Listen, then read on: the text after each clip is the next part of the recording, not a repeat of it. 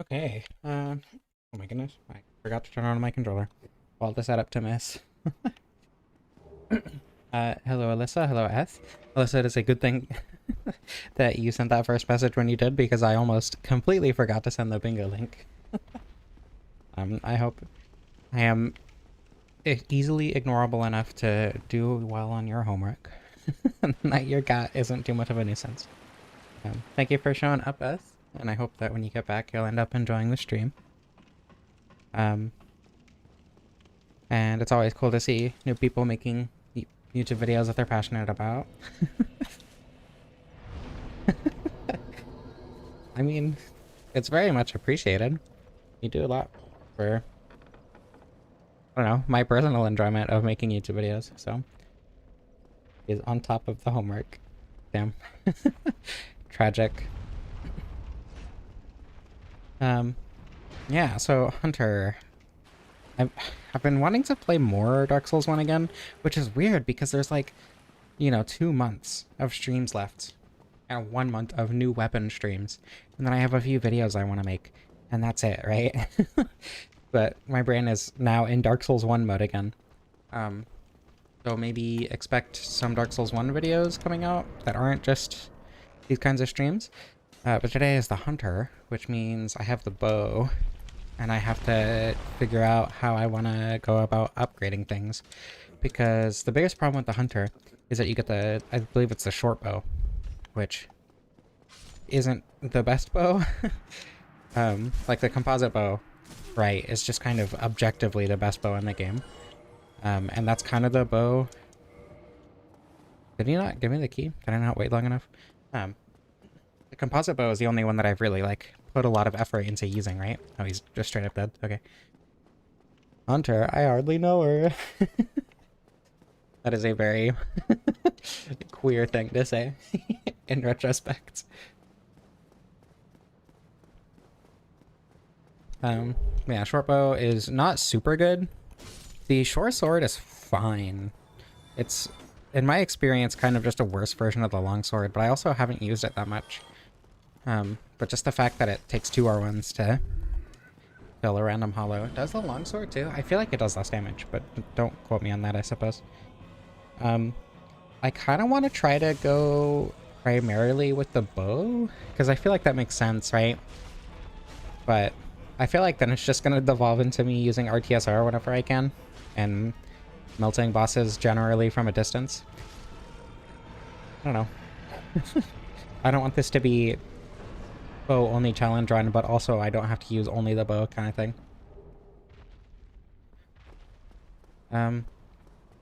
It might not be a bad idea to upgrade the sword with raw, but it does scale, right? So, I don't know. I haven't really thought about this one very much, to be honest, because it's the only one with 2 weapons to upgrade. Or, well, technically the Pyromancer, but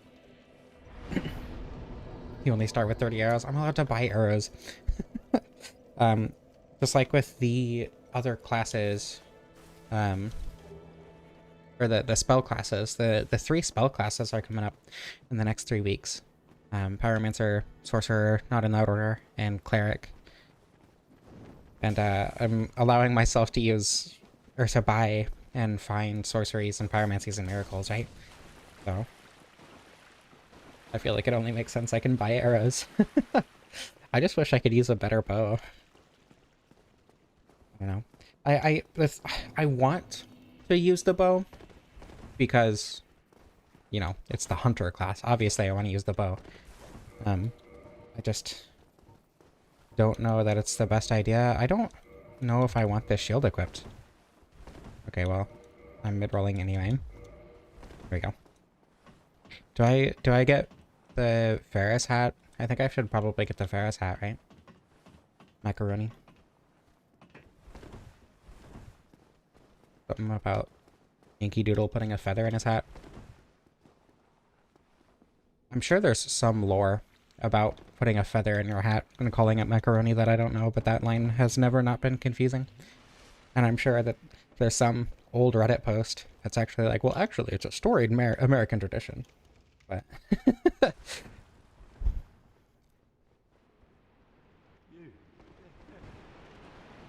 Tinger, Sif, even though you hardly know her. Yeah. Is Sif the only girl boss that I fight?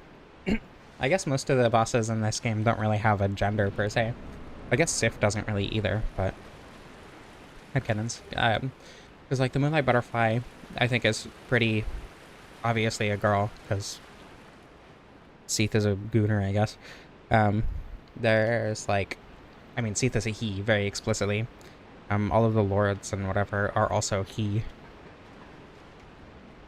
Those dandies will wear anything that's in vogue. Oh yeah, wasn't macaroni like a way to say cool, effectively? Like in style? I'm pretty sure that's what it was. Oh my god. I did not mean to punch him. I meant to pull out my shield and then I didn't have my shield. Okay, well. Oh yeah, Bed of Chaos is... That's true. I forgot about Bed of Chaos. The implication that Gaping Dragon is definitely a woman. First of all, that's biological essentialism. Secondly, I also don't fight Gaping Dragon, so... I forgot that the Bed of Chaos was, in fact, a witch.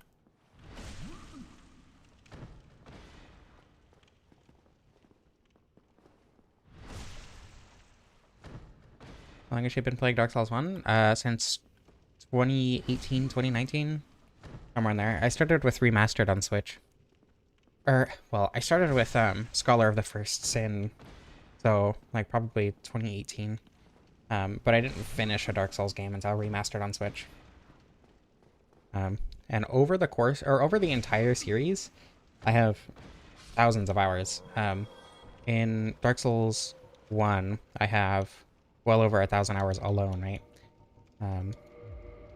In my other most played is Night Rain with like 600 hours.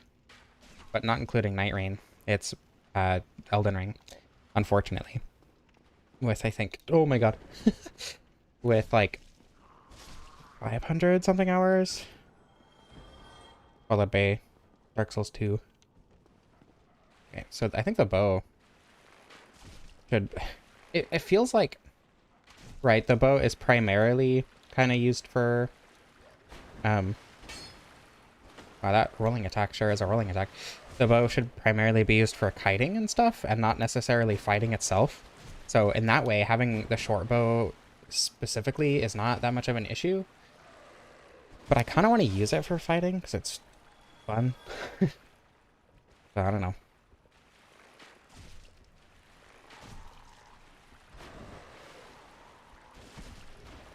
Oh my god. There we go. Oh, wait. Across all games, what is my favorite weapon class? It varies between games. Dark Souls 1 is probably polearms. Or, I think halberds specifically, not polearms. I honestly don't really like... get it! I don't really like, Hold on, it's in there somewhere. Spears. I think spears are relatively unfun, but all the halberd class weapons are really fun. You know, like Lucerne, the Gargoyle's halberd, the Scythe, the Great Scythe. Whatever. All really good weapons. In Dark Souls 2? I'm not really sure, to be honest. Maybe hammers, but I don't know. I haven't used enough weapons in Dark Souls 2 to really make a definitive statement. But it's definitely not halberds there, just because they're weirdly difficult to use. And, like, it's fun to use them, and they do a lot of damage. They're just not my personal favorite or anything. Black Knight Halberd, truly an incredible weapon that will definitely get you into New Game Plus without any issues whatsoever and no fall off at all.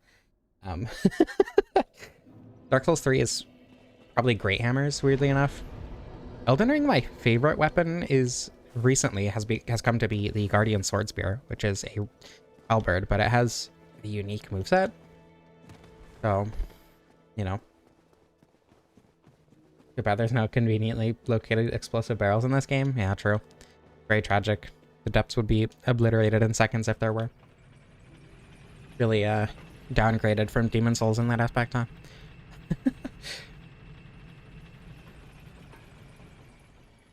Yeah, I don't know. My favorite weapon class definitely changes from game to game. I don't know. Like, I feel like a lot of what my favorite weapon is just kind of comes down to what facilitates my preferred playstyle most. And my preferred playstyle happens to be glass cannon most of the time. So really in Dark Souls 3, that is kind of straight swords, but I think great hammers are funnier, so I like great hammers more. In Dark Souls 1, the only reason I say halberds kind of facilitate that most is because you get, you know, extremely versatile weapons. You have the Lucerne for pierce damage, so you can use counters. You have the Gargoyle's Halberd is probably just objectively the best weapon in the game. You have the Great Scythe for bleed. You have I don't know. You have the Black Knight Halberd as something that's just really easy to grab and put together. You also have the Titanite Catchpole as a really weirdly rare weapon for how kind of underwhelming it is, but it's also a really solid early game weapon. It's like if a Stora Straight Sword was actually usable, you know? But it's a halberd, so it's even better. Yeah, it shares a moveset with Loretta's War Sickle, the Guardian Sword Spear. But those are the only two weapons in the game that have it, and the Sword Spear is just kind of better, because you can put different Ashes of War on it and stuff, and you can't do that with the Loretta's War Sickle, and Loretta Slash just isn't a good Ash of War, in my experience. It might be fine if you level for it, but like just the fact that you can't put Sacred Blade or a Bleed Infusion on it just kind of ruins it for me personally. At least I'm pretty sure it's a somber weapon. You know what? Don't quote me on that. I'm not actually sure. I'm pretty sure it's a somber weapon. Guardian Sword Spear is a lot easier to get and looks a lot cooler though. So, either way, it's better. Oh. Probably a bad time to heal, but... Loretta Slash is better on a Scythe? It is a somber weapon, okay.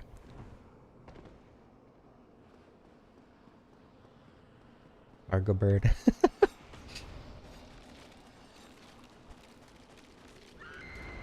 Yeah, I don't know. I like a lot of weapons across the games, but I think those would be largely my favorite weapon classes. Dark Souls 2 is the one that's most viable to change, followed shortly by Dark Souls 3. I don't know, in Elden Ring I also really like greatswords, but that's just because greatswords are, like, kind of the best weapon class without really any way to argue it. I could have just used a bow. I forgot I have a bow this time. Yeah, whatever. True, Best Souls 2. I am so excited to start streaming that. About 2 months until I finally start streaming Dark Souls 2. It's gonna be weird, like, doing a single run across 2 days. I don't know how I'm gonna, like, do that. Yeah, very good uses of the class advantages that I have available to me. Milady? Oh, true. Light greatswords are really fun in Elden Ring. I did a playthrough with Milady recently. It was really fun. Yeah, Guardian Sword Spear is a normal weapon, which lets you put Ashes of War on it. Which is part of what makes it good, in my opinion. Dark Souls 2 specific bingo slots? Yeah. I mean, the bingo for Dark Souls 1 has been set up over the course of like 2 years, you know?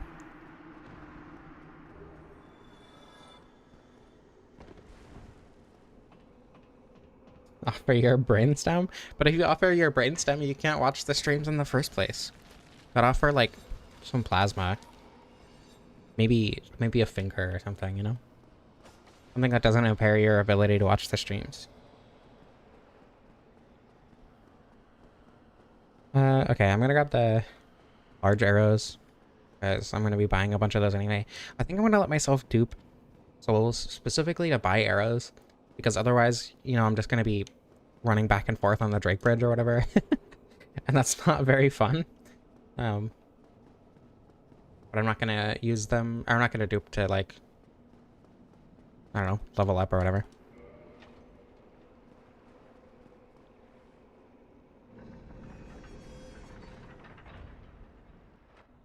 Large arrows are ass because their motion values suck. I assure you, large arrows are the highest DPS arrows. Their motion values. The thing is, the main issue with the large arrows is their range, but that doesn't matter most of the time in like boss fights and whatever. Like, yeah, if you're clearing out levels with a bow, then large arrows probably aren't the choice. But they are the highest damaging arrows, like AR wise, and I'm pretty sure the AR or the motion values aren't different enough to actually matter in terms of damage. Because I've used feather arrows like in a boss fight, and they just didn't do as much damage with RTSR, and they just didn't do as much damage with large arrows. So.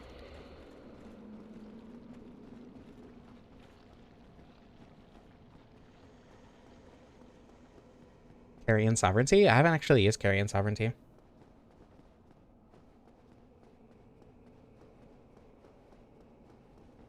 Rolana has the coolest weapons in that game. I mean, the dual light greatsword is cool. It's just like really, really bad compared to Milady. I wish you could get Letta's sword earlier in the game. That'd be so cool.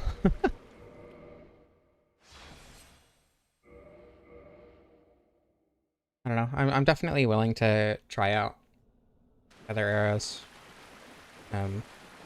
But in my experience, large arrows are definitely the go-to.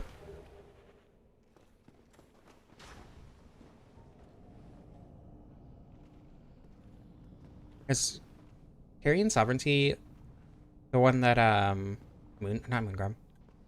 Walmart brand Moongrum from the DLC uses?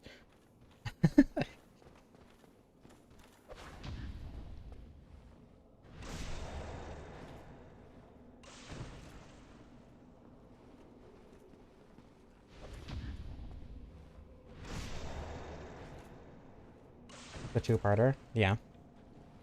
Okay, I don't think this is gonna work very well. Come on. Fall off, please. There we go. I just want that chunks, so I don't have to deal with that later.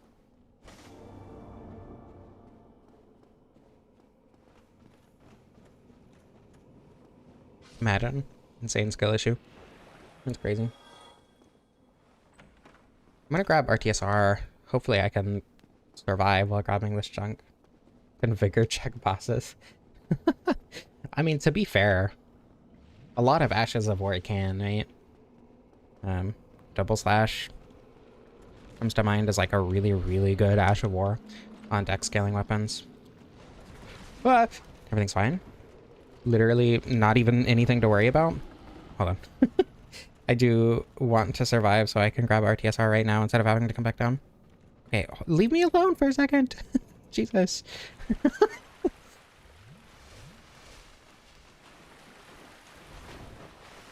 Okay, everything's fine.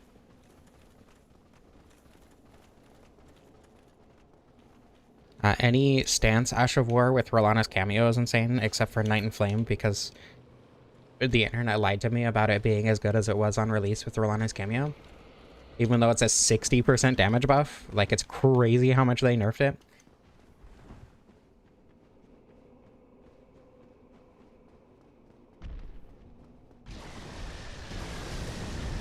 Okay.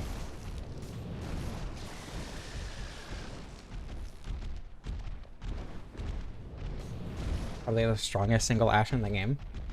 Huh. They are hunting her. Despite their familiarity. True. Everything's fine. Literally nothing to worry about. I wasn't even scared. Pardon me. Alright. So far, so good.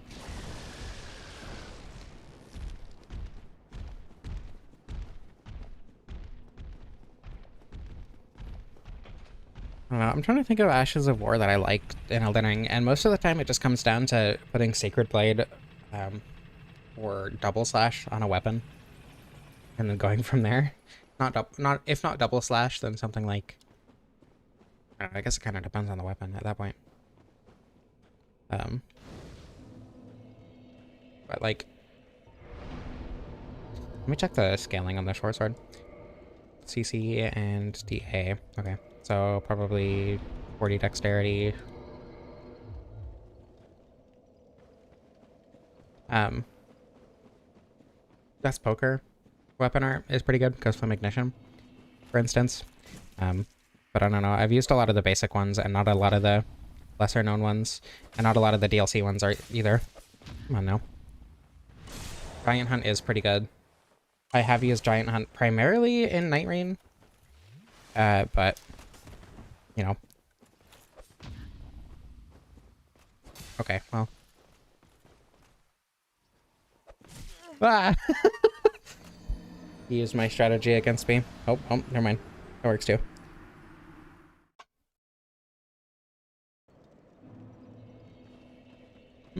That's part of the stream, the setup, or dying to a Black Knight. So you gotta say streamer is washed and then put it on your bingo card.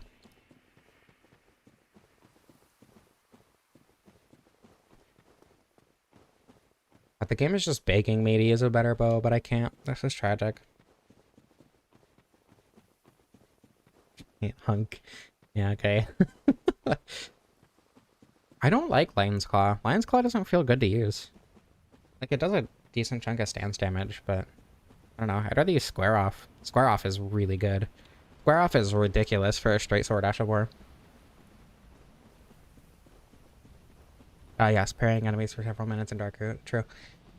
It is the pinnacle of Dark Souls streams, and I'm really gonna miss it when I switch over to Dark Souls 2. I was half expecting a Havel jump scare again there. I'm gonna be entirely honest. Hello, Lysios. Welcome. Silver Knight. I don't recall a Silver Knight in Dark Root. Stamp Uppercut. It's good for juggling certain kinds of enemies, but I don't know. I guess I've never used it in base game, actually. I'm scared. Why does he just give up sometimes? Poor guy. You've been doing this for 2 years. Every week. Sometimes twice. Leave me alone. He's over it.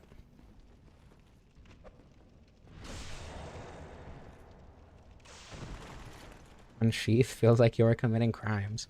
I haven't used Unsheath past like the very beginning of the game, honestly. I'll use it to like fight the Tree Sentinel at the beginning of the game, and then like Darrowell, and then I'll stop using the Uchi and switch to something I like more.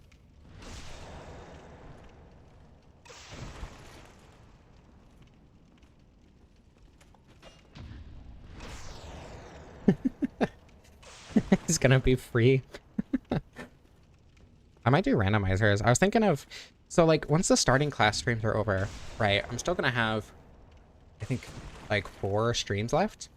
And I was thinking of like trying to do an item randomizer or a Foggate randomizer or something. When are we getting more Night Rain streams? I was also thinking about that because there are a couple Night Rain runs that I want to do on stream. I want to do obviously DLC map with Undertaker. Also probably DLC map with Wilder. I want to do solo Recluse because I've been getting better at playing Recluse solo. I also have a build that actually works for Recluse and solo. I think it'd be fun to do solo Revenant, though that one I'm not sure if it's going to be on a stream, to be honest. And all of those could fit into one stream for sure. Maybe some silly challenge run or something. Yeah, the Tuesday streams aren't going to be over anytime soon. I don't know what I'm going to do about Dark Souls 2 Tuesday streams, because like the Tuesday stream is going to be the start of the run, right? And then the Wednesday stream is going to be the end of the run. And I don't know. I'll vibe it out, I guess, as we go. But that's going to be an interesting shift, because the Tuesday streams right now are kind of just like the extra streams, right? This is just kind of a series of streams that I've been wanting to do for a while. I'm going to do randomizers or whatever. Maybe Night Rain or something. And we'll see where it goes. But then Dark Souls 2, you know, Tuesday streams are going to be the main stream. And then Wednesday is going to be the cleanup. Oh, speaking of streams, I was thinking about, so after next month is 4 more weapons, right? Like normal weapons that I haven't used. But then the month after that, I have 4 weapons, but one of them is the Scythe. And I want to do the Scythe as specifically the last stream that I do for Dark Souls excuse me, for Dark Souls 1. Um, and so then I would need to find another weapon to put on the pole, something to redo. And I was thinking about doing the Claymore, because for that run, I used a Chaos Claymore. And I haven't done just like a normal Chaos run, or sorry, a normal Claymore run in like actual years. It's been a very long time. So I was thinking of doing that and putting that on the pole, along with Velka's Rapier, the Four-Pronged Plow, and the Dragon Bone Fist, to redo, right? I think that would make sense. Because, again, I do want to do the Scythe as the final Dark Souls 1 stream, since I did it as the first Dark Souls 1 stream. And then the Scythe as the first Dark Souls 2 stream as well, because, you know, there's, you can buy the Scythe from, what's his name? And you can also, oops. You can also, get the Dark Scythe from the Shaded Woods. So, it's easy to get, a lot easier than Dark Souls 1. And I think, if anything, that kind of, not easier to get, but, you know, you get it earlier. And if anything, I think that kind of highlights a big difference between Dark Souls 1 and 2. Where it's a lot easier to get certain weapons a lot earlier on. Yeah, 4 at once. All from one girl. That's crazy.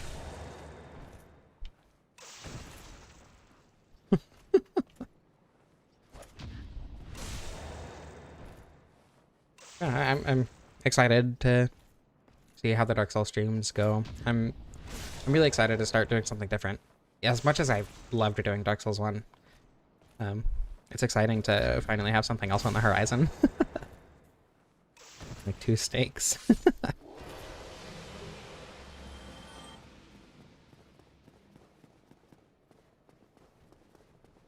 Who did I say? That one guy? Did I just say that one guy? Or did I just forget Macduff's name? That's tragic. That won't happen once I start actually streaming Dark Souls 2. Yes, it will. I forget Andre's name. I'll forget Macduff's name again. I don't forget Lenograst's name, though. Not usually, anyway.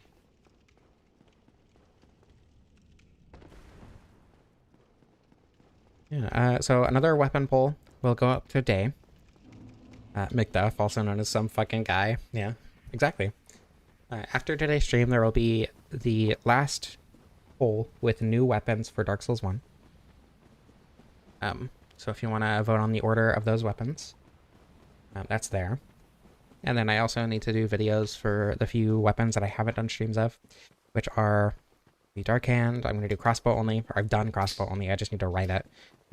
Great bow only. The Black Knight weapons. At least a few of them.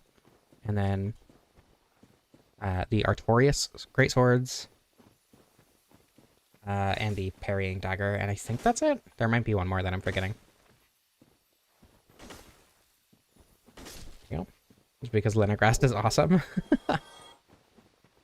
Applies to Armor Dennis Square on the Dark Souls 2 bingo board.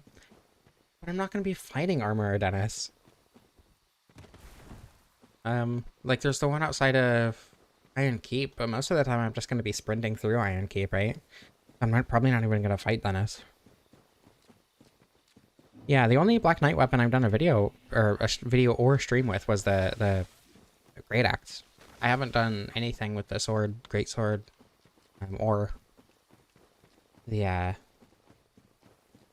halberd. I couldn't figure it out. And what I was gonna do is I was gonna do Black Knight weapons in New Game Plus, right? So use the Black Knight sword in New Game, and then the I don't know, the great sword in New Game Plus, then the great axe and the halberd or something. I don't know if that's the specific order I'm gonna go in, but. About that tiny chance for a free blue flame. Yeah, because blue flame is so crazy difficult to get. I do like blue flame. That was a fun run, but I used blue flame once and that was a really fun run, but Smelter Demon are back. Yeah, that's totally fair. I also think you should add that. I'm gonna go kill the Baronek Knight.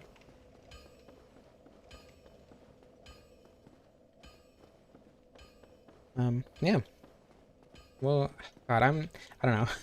It's gonna be a whole new, I hate to say era, right? But Dark Souls 1 streams and content have been an era for sure. 2 full years. Almost. Actually, it's gonna be 2 years coming up in March, right? I think March. Yeah, I think the room prior to the Smelter Demon counts for that bingo space. We're gonna... I've barely used a bow so far, but to be fair, I have used it for what it's intended for, so...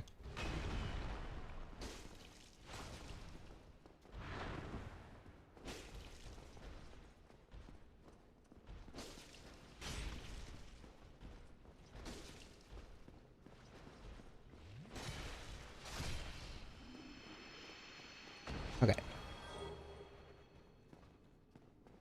I don't know why I always grab that Firekeeper Soul. It's not like I use it.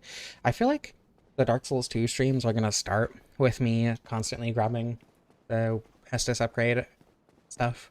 And then the more I play it, the less I'm gonna grab them. The wielding crystal magic weapon tickles your brain, understandably.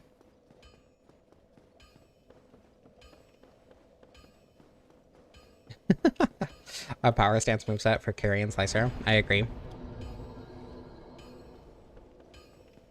Kind of tragic that that's not already a thing. Oh, I need to get Titanite shards for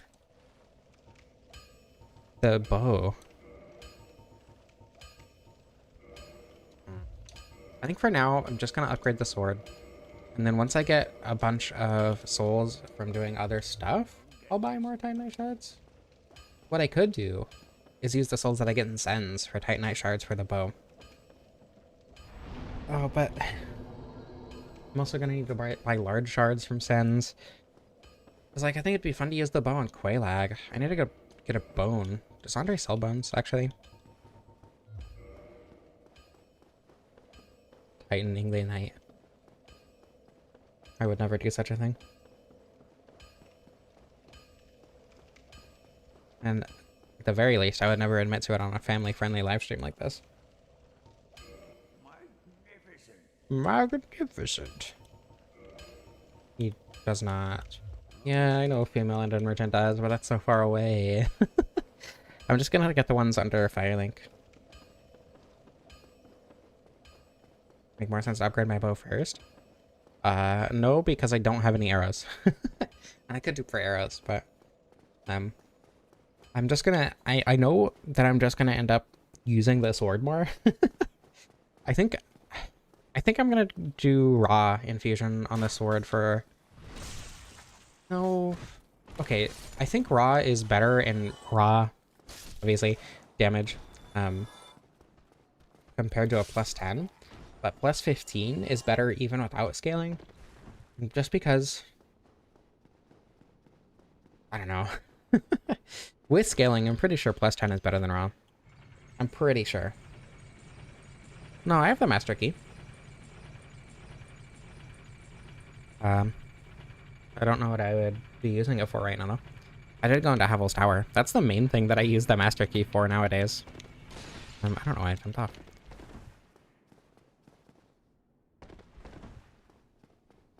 Like, I guess I technically use it sometimes to get through New Londo without going past the Drakes or whatever, but... Okay. Bones. The Hower.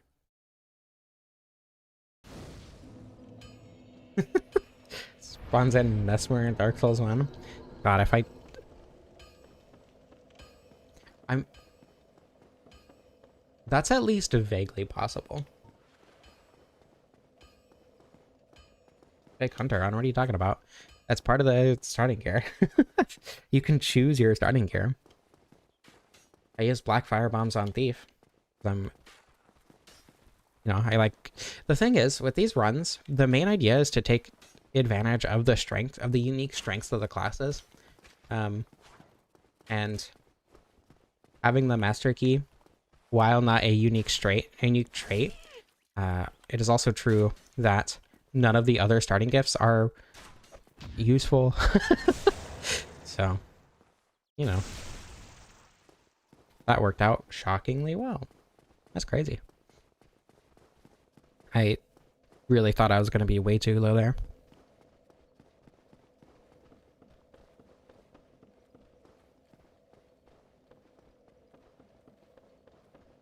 Oh, that's not the door. Come on.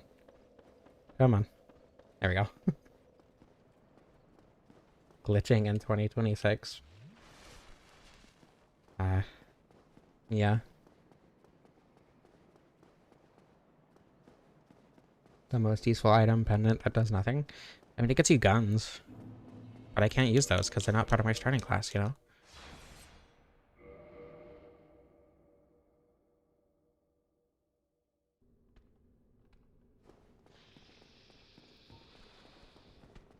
Do I grab this? No, I don't. That's not worth. It's not safe enough to grab. I feel like the giant is gonna take a while.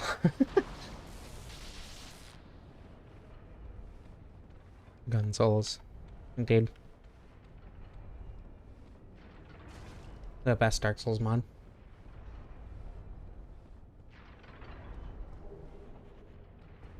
Actually, unironically, probably the best Dark Souls mod. I'm happy with like 3rd or 4th place with mine, to be honest, behind Daughters of Ash and Fading Flame.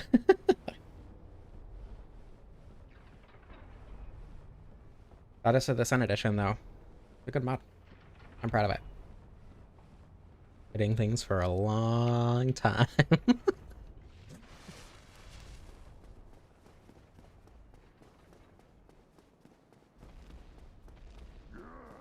Oh. I think that's considered lucky. It gives me a while to just smack on him. Yeah, not incredible damage.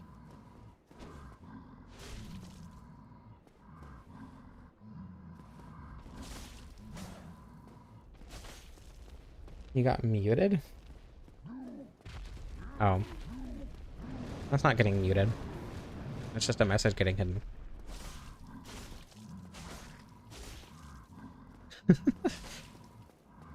Hey, Timmy, what's your favorite part of the Solar Pellet stream? I like the part where she hits a giant for a long time. Oh my god, another one?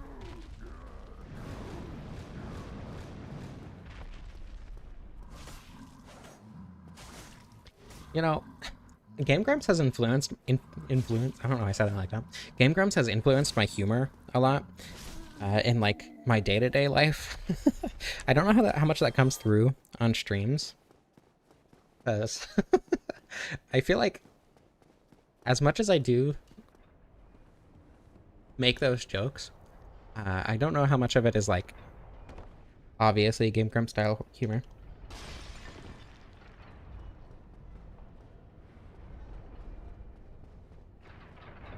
Super best friends? I don't think I've even heard of them, to be honest. No, I probably have. They're probably just one of those groups that I know, but not by that name. That's mean, first of all. Rude. Grumps and Oni Plays. I've heard a lot about Oni Plays, and I feel like if I had watched them when I was growing up, I would have liked them, but it's kind of the thing that I can't really get into now. From the very, very little that I know about Oni. I kind of only watch Game Grumps now for nostalgia purposes, except Tournament Power Hour. Power Hour is really funny. Most of the time, anyway. The unfortunate acquaintances.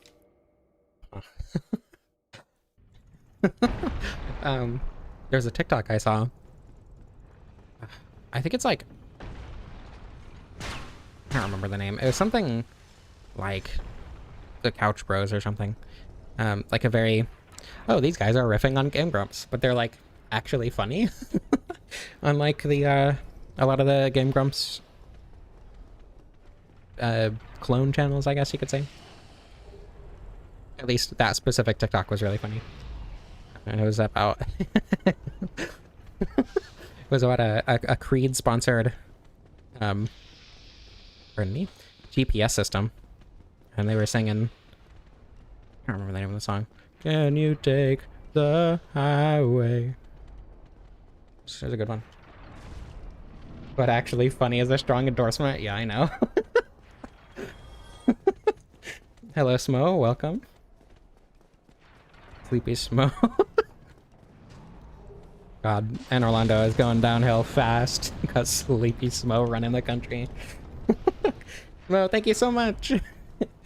Well, congratulations, Dio, on getting your very own Solar Pellets membership. The Dio Brando.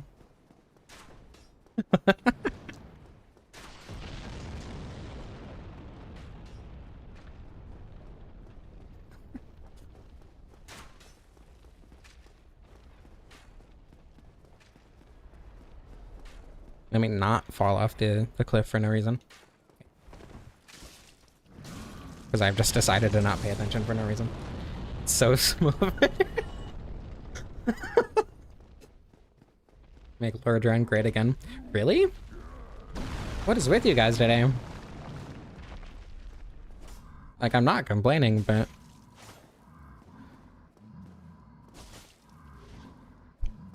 Bit touchy. Bit trigger happy on that one today.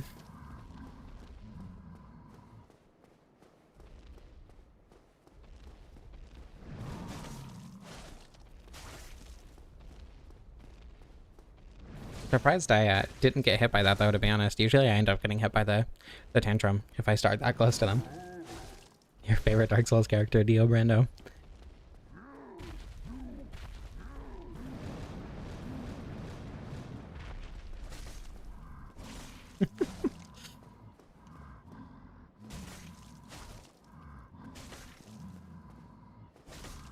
I have Audible because I listen. This tangent was informed by me looking over at my phone and seeing an Audible notification. I'm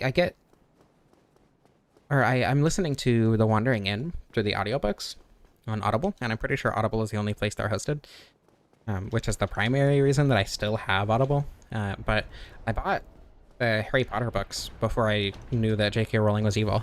Like, I don't know, I think I bought them like 5 or 6 years ago. And I just got, I've gotten so many notifications for some new Harry Potter thing on Audible.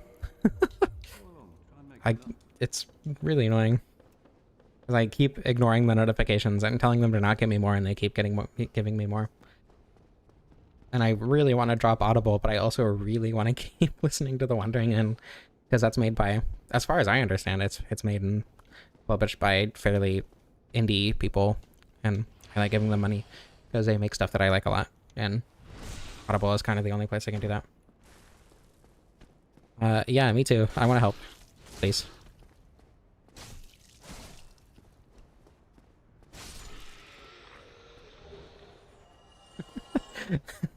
Have a good night, Smo. Thank you for being here while you could. Sleeping through your weekly dose of Dark Souls. Well, good morning. I'm glad the Angel of God was able to wake you from your stream so you could, or from your dream so you could watch the stream. Okay, well, I guess the Homeward Bones were a little bit useless. I need 1,800 more. Nothing at all. Is this one 800? Probably. Close enough. Purchase one of those. Yeah. I should probably buy more large shards. I could probably buy more large shards. But I need, like, so many. What if I fought the Iron Golem now?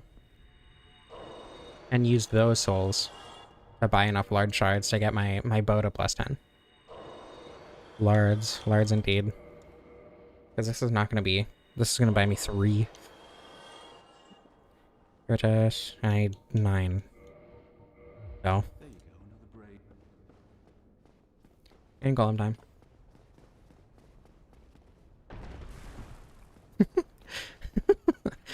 I love the part where she hits the Iron Golem for a long time. Pancake shield? Oh, I'm not using it because it's unnecessarily heavy for the literally nothing that it does. Oh yeah, if you're enjoying the stream, I would really appreciate a like. It does a lot for the algorithm, which helps me get money, which helped me survive. And all the other algorithm stuff. If you would like to support me more directly, there is the donate button, like the super chat button, and the membership buttons on YouTube. And if you don't want to give money to YouTube, there is also a coffee link in the description. But, you know, obviously, if you need money, don't give it to me. But also liking and donating and everything just lets me know that I'm doing things that people enjoy. Looks like food, though. That's, like, super important. I really don't think it looks like a pancake, I'm gonna be honest. It wasn't even a jump. I just accidentally tapped the B button one too many times. Ooh. Yeah. I like the part of the stream where she hits the iron golem for a long time. If I die here, I'm not coming back. I really want to knock him off. Okay, one more, I think.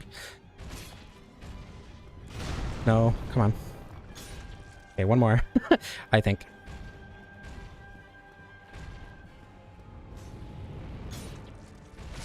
Okay, that should fall. That should fall, in theory. Assuming I can even do enough damage. Nice. Game's easy.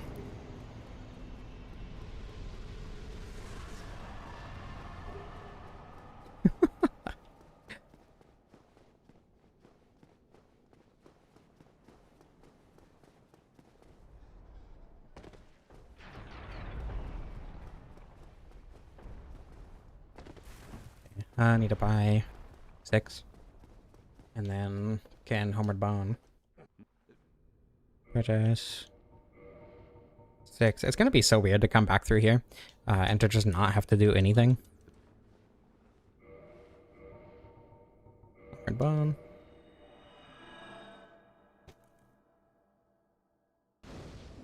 Looks pancakey. Yeah, I don't know. I just kind of disagree. Like, I get it, but I don't know.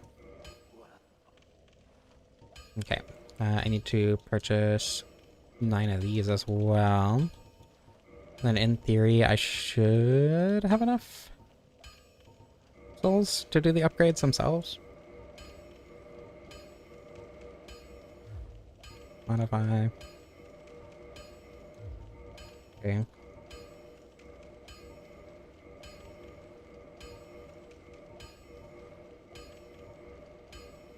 I mean, there's pancake batter in the kitchen.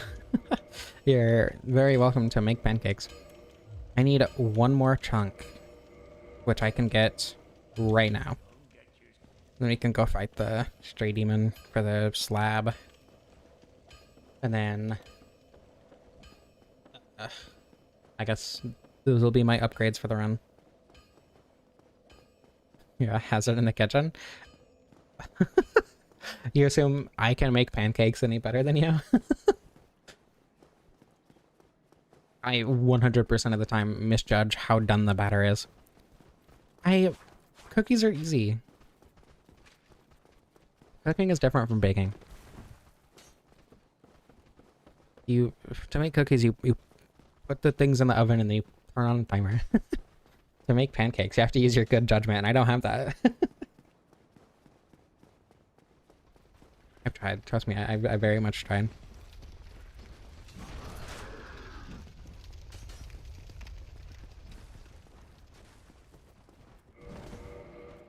Okay.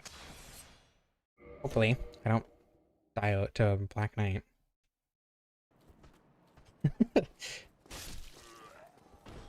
I'm just saying that I'm not going to be as helpful as you think.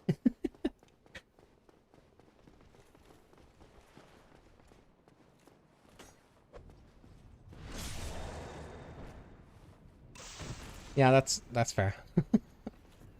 Let me pour myself a bowl of cereal or something first. Okay, there is plus 14 on the bow. I'm gonna be honest, I think the short sword was the better choice. Oh, it's closed. Oh, I guess that's why I have these for.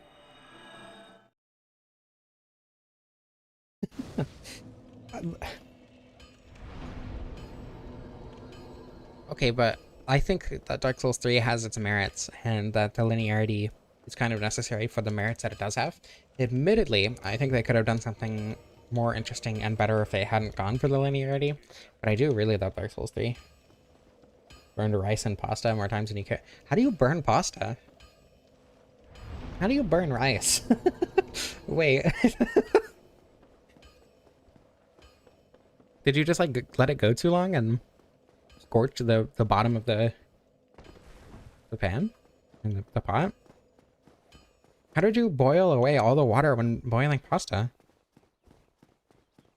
Animals run rampant in the kitchen live on stream.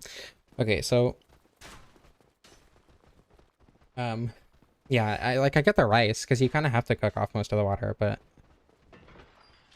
okay, speaking of me cooking things, I didn't cook anything, but I did some cooking with Anthony a long time ago. I want to say 2018, 2019, so like 7-8 years ago at this point, on AA batteries, which is an old channel him and I used to do back when we were in school and were able to hang out more often in person and whatever, and when he didn't have responsibilities. And we were gonna turn it into a series, but we did a series, quote unquote, called Pans with Benefits. And he would just like throw shit together, like random foods together. And the 2 times he did it, the first time was like a shockingly good, normal ass sandwich. And the second time was horrific. I genuinely don't know how to even describe what he made. So there is footage of me in the kitchen on the internet, which will testify to the fact that I am incapable of cooking and should not be allowed anywhere near a kitchen, simply for the fact that I condoned what Anthony was up to. Okay, can you calm down, please? Thank you. Burning despite there being water in it? I genuinely didn't know that was possible. You burnt bread that you weren't toasting. Why did you have the bread near heat if you weren't toasting it? While cheesing them? That's a good question. Mostly because I forgot, and also because I forgot to buy arrows. I do have quite a few arrows, though. How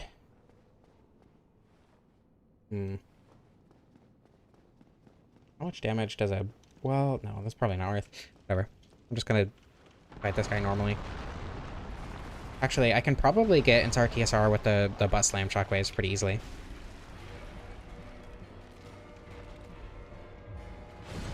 Yeah, and then I'm gonna put on the pancake shield. Oops, and the gloves.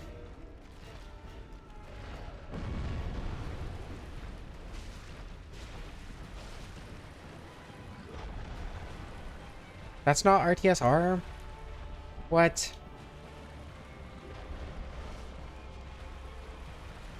I think I need to do 2,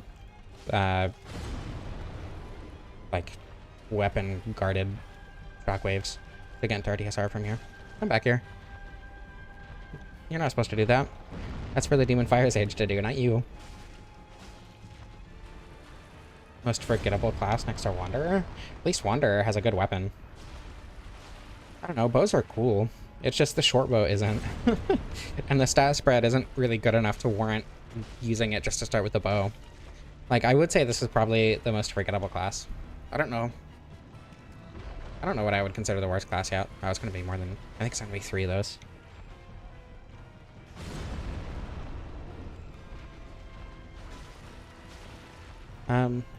So far, the Thief is probably the worst class to use through the entire game. The starting gear is really good for, like, early game, though. That's definitely not, like, the worst class, full stop. That might be this one. Yeah, this might be the worst class, which is kind of tragic. The Deprived? Deprived is a good class. You start with very equal stats all around, which makes it really easy to build. But you also get, like, benefits of stats that you're not necessarily using to a point, which really isn't useful for anything other than endurance and vigor. depending on, you know, what you're doing. Okay. I don't know. There are benefits to starting as a deprived. Also, the club is a fairly decent weapon. That's kind of disappointing. Okay, large arrows. Oops. Oop. Dramatically underwhelming. 143 to... oh, 78. Club is kind of a monster, yeah. The club is unironically one of the best weapons in the game.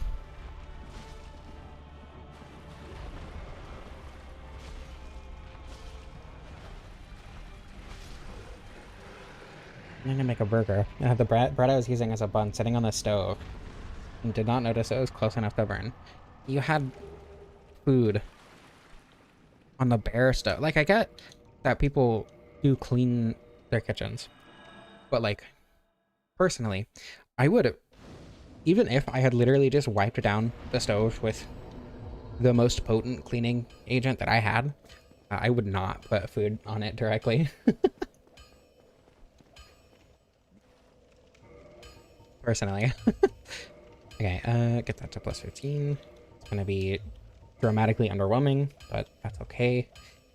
I'm gonna buy some large arrows, because they're technically better than the standard arrows.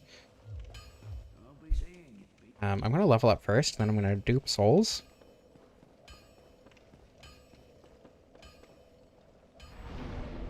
Crispy top and normal bottom. I mean, do you not just like... hopefully the scaling will make the bow better. Do you not toast your burger buns anyway? I don't think my negative quantity is... or my quantity storage is at 99, rather. It should be. I think. Come on. Come on. There we go. I have a soul item to do. Okay, never mind. I'll use these then. Yeah, I also like toasted burger buns. Makes them a lot better. 250 should be more than enough for now. Alright, gargoyles time. What is the scaling looking like on these? CC and DS. I did not expect S scaling on the short bow. I imagine the letter itself is a lot less telling than the number, the behind the scenes number, but you know, because like the black bow, as far as I understand, has one of the best dex scaling stats in the game, full stop, and the dex scaling just really is not that good compared to quality scaling on the composite bow. Oh. What a cool burger-based debate. True. Really, truly tragic. Pardon me. Please, thank you. That's scary. Do I even care about leveling strength? Probably not, right? 12. And you got 18 on two-handing. I could bring it up to like 20, but I really don't know if it's even worth those levels. Imagine. Wow.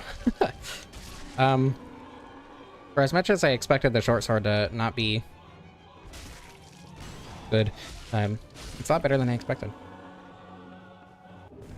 Level 15 weapons at gargoyles, easiest game in the world. My short sword's only at plus 10, actually. I'm not using the composite bow because that's not a hunter class weapon. Hunter class weapons are the short sword, the large leather shield, unfortunately, and the short bow. Blood in my family-friendly Dark Souls stream? You're right. Hold on. Mild. Off. No blood. I genuinely forgot that was an option. Not because I actually wanted to turn it off, but because it's never occurred to me that it was even reasonable to want to turn it off. Message got ate by the YouTube censorship lords. Prefer soft bread for burger consumption. That's sad. I get it though. There are some contexts where I like soft buns. Burgers are just not one of them.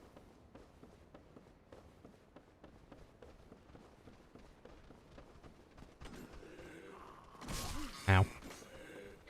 See, this is an instance where I think using the bow would be a good idea, but I'm far too set in my ways for that.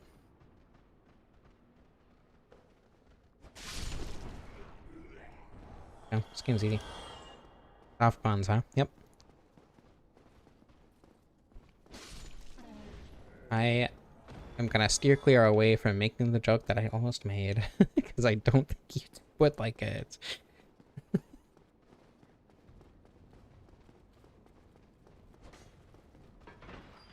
How are Dark Souls, something communism is based?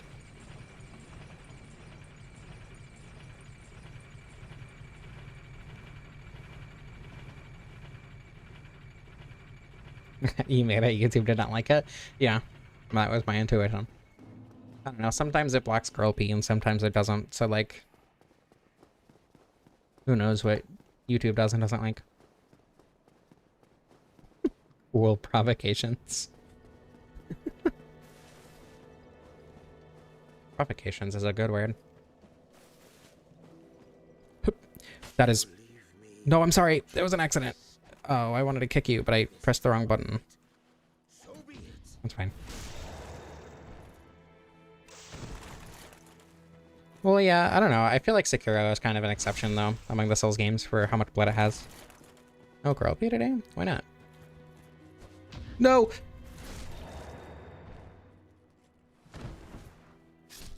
That's why.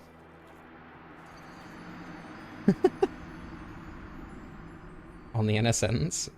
Good to know. Streamer is washed, it's true.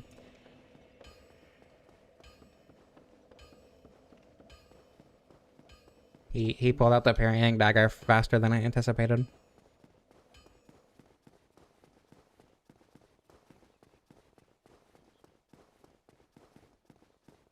Latrev is transphobic. My loud Shrek. I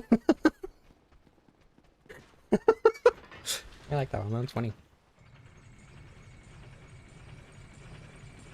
So, now that he's aggroed, if I continue, like in the game, does he kill Anastasia?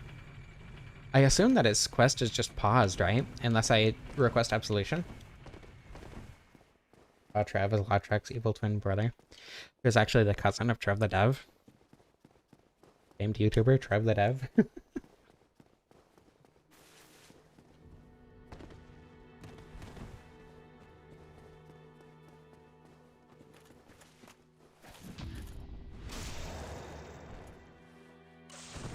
Okay, so what I learned is that I should just backstab a couple times. Ruined. The game doesn't like me. There we go. Oh, because he toggle. That's crazy. The NPC. The NPC used a real PvP tech and toggle escaped. For those of you who don't know, if you are staggered, like if you're in a stagger animation, and you swap weapons, you'll get out of the stagger animation. And then you can not get ultra comboed by people in PvP.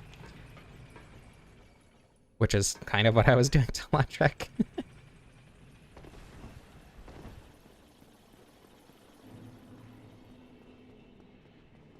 YouTube is censoring your headcanon? This is tragic. I can't believe this is happening. Waylag is actually going to be one of the best showcases of the bow, I think, in this entire run. If you don't know, well, actually, I'll let it speak for itself.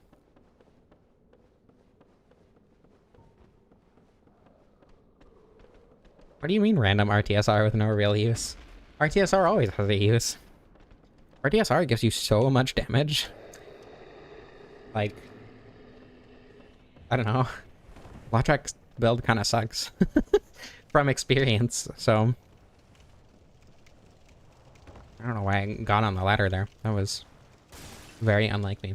I don't know. Blackjack's build is not very good. The Yodel? Is that the name of the weapon? I'm completely blinking. His sword is not very good. Even at plus 15.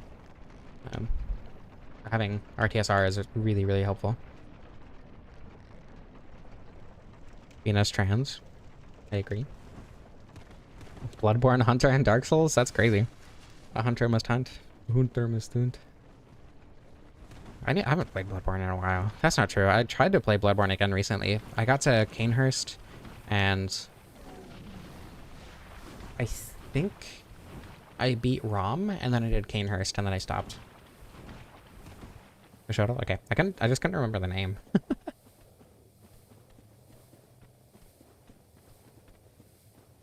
I want to do a series on Bloodborne like I did with Dark Souls 3. But doing that kind of series is extremely taxing. And it's very, very difficult.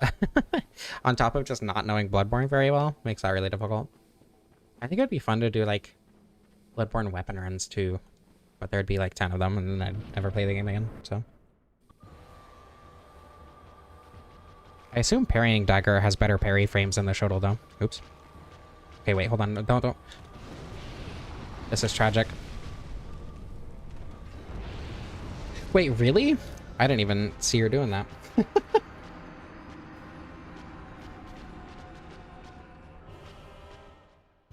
Okay, hold on. As it turns out, the Dark Souls player is bad at aiming.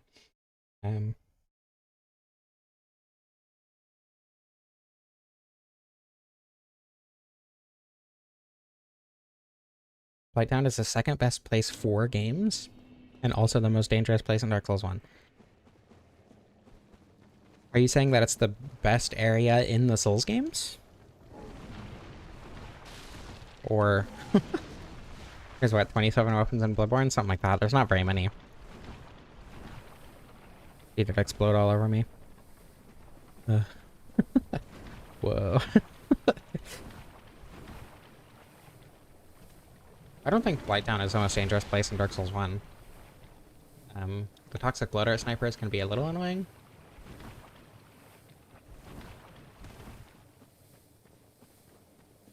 There's 11 DLC weapons in Bloodborne. That's so few.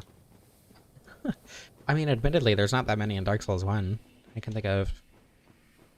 Let's see, there's technically 2 from Artorias.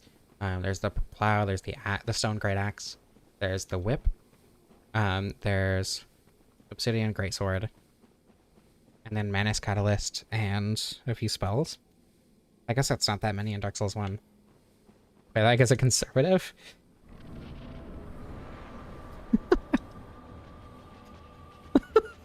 I'm gonna be honest. Making that joke feels a little too soon, Rupev. God, America's so awesome. I love my country. Funny haha stuff aside for a second.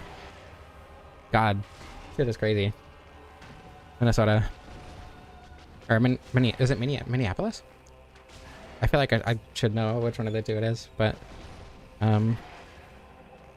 yeah, I don't know. I have a platform. I feel like I should say something. And obviously, fuck ICE. And fuck anyone who is racist. And anyway, okay, fuck ICE. Fuck ICE. I need to be very, very clear about that. Side tangent. There is a shocking amount of trans people who are racist, which is... Huh? What? Yeah, nice close-up of Quelaag while I'm talking about fascism and a corrupt government. Truly the... truly the, like... What's the word? The epitome of my content, for sure.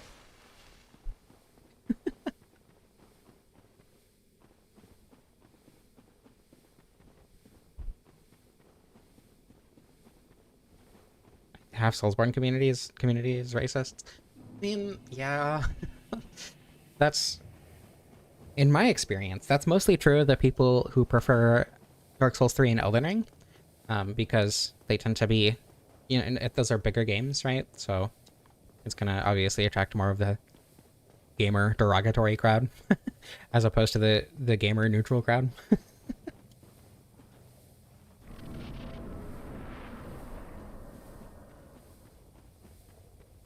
Yeah.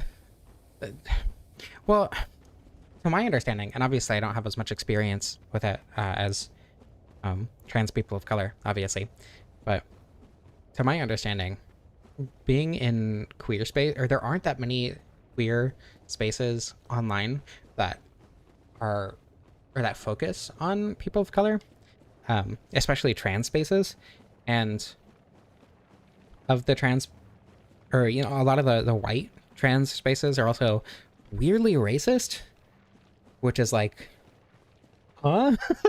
How? What? In what context are you possibly going to be a marginalized community, a part of a marginalized community, and marginalizing people? Huh? Um, so, YouTube is conservative confirmed? Probably.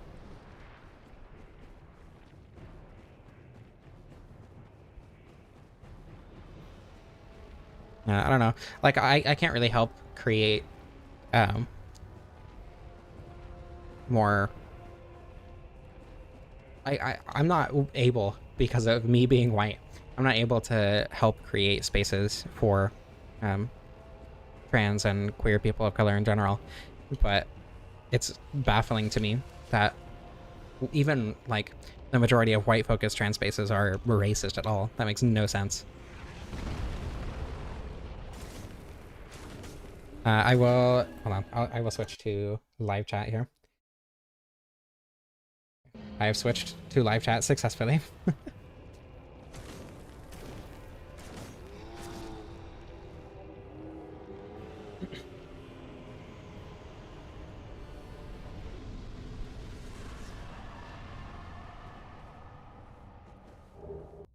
you go. Lots of souls.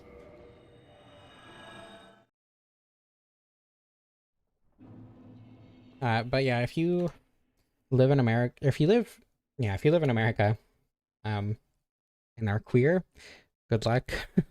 If you're able to. Obviously, I very much condone fighting back in any way that you can, helping people who need it, and helping people who are being so heavily oppressed and hurt.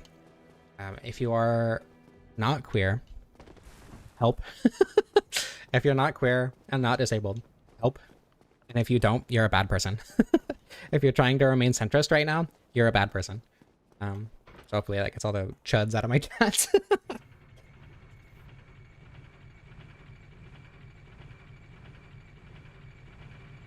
I mean, white is a color, but he's saying that white people and people of color aren't fundamentally different. Like, yes, but culturally, no.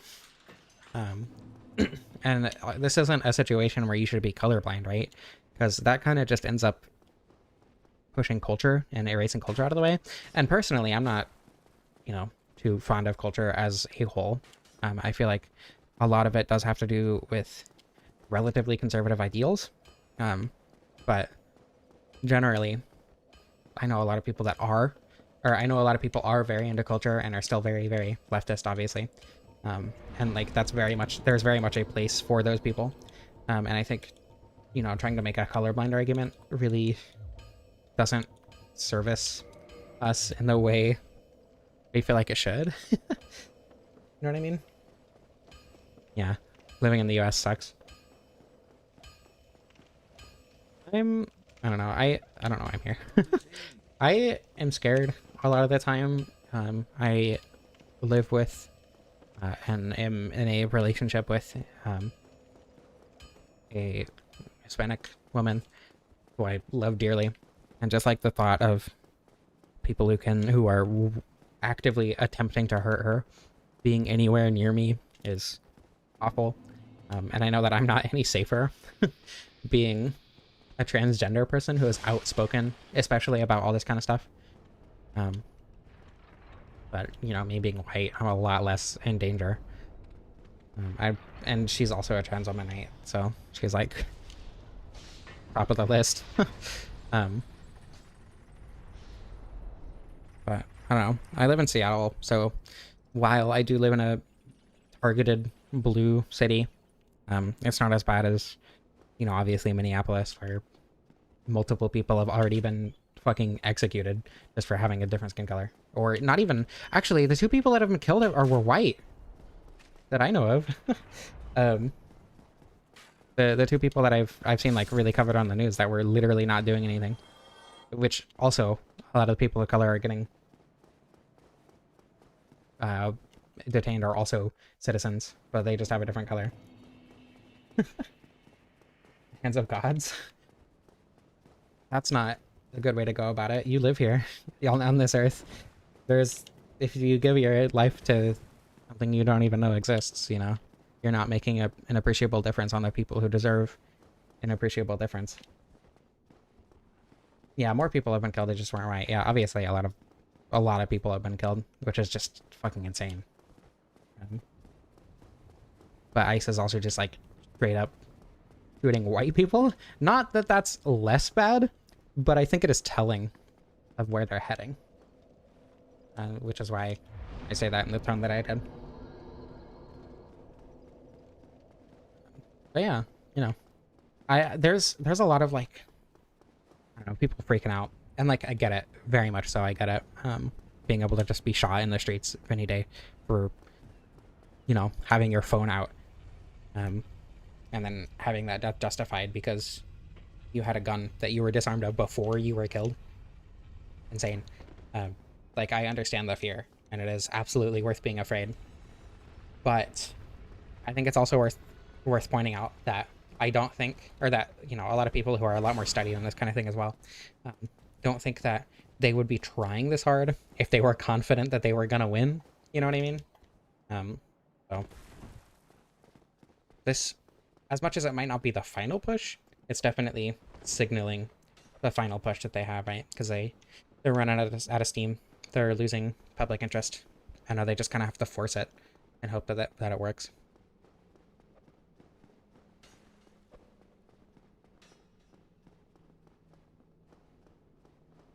The conservatives use it to separate.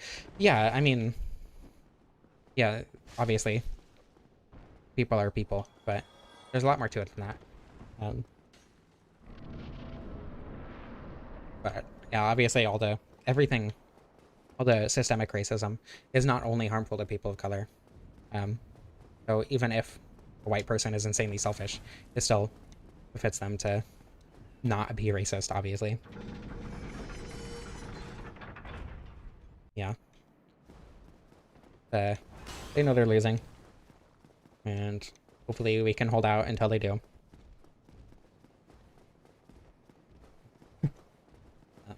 I don't know. I can't personally, obviously, as a poor trans disabled person living in Seattle, Washington, there's not much that I can do personally, but I think this is the best I can do right here, using my platform to spread this kind of thing. Because obviously this is something that's super important.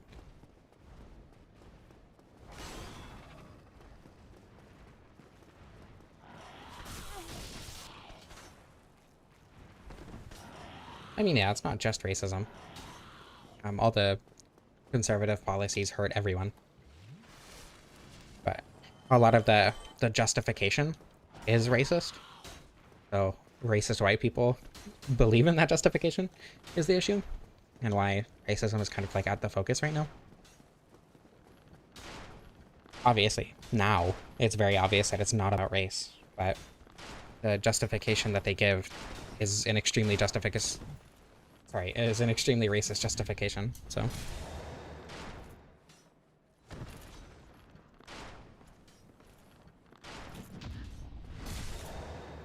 Now just hold out. Fight back if you can. If you can't, survive. Because that's a form of fighting.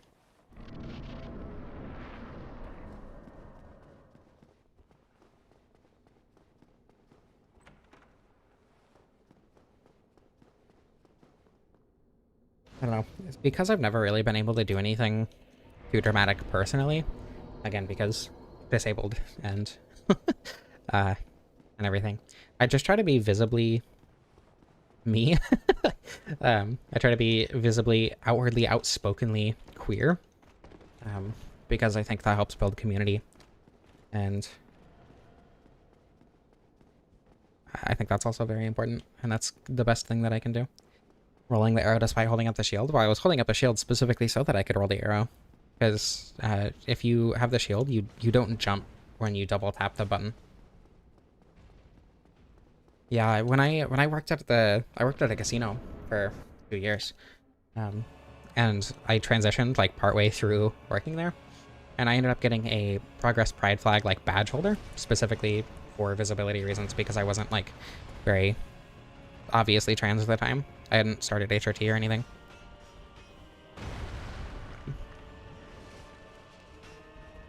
And I don't know. I hope that helped someone. If I can make someone a little bit more, any one person, even a little bit more comfortable in their skin, you know, then I think I've done a good thing. Ow. Peak fight. I've heard that opinion. It is an opinion that people have about Dark Souls 1. That ONS is the best fight in the game or something. But it's fine. Super Ornstein kind of sucks. Oh, Leo ring for bows.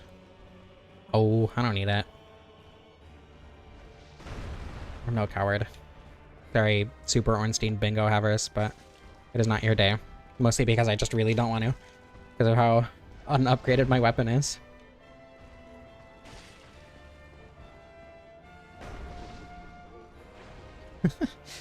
Welcome back, S. Ah! RTSR setup. That was intentional. I'm also going to heal out of it, but it was very on purpose. Stop doing that! That's so mean. Okay, hold on. Just gonna be a little bit careful here. I don't know. It's probably one of the buggier fights in this game. I don't know that I would say the buggiest, but it's definitely up there. Ow.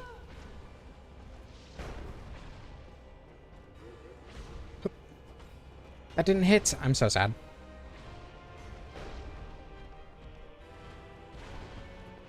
Oh, sweet. Man-made horrors beyond my comprehension. Standard conservative policy. Yeah. Okay, see, this is where I use the bow. Okay, well.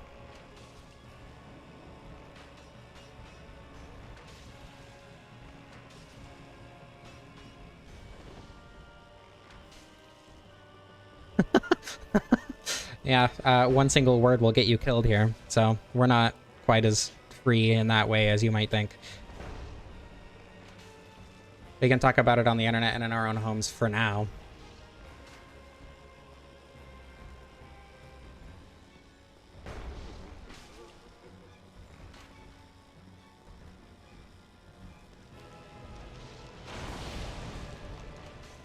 People are actively getting killed for speaking out on politics.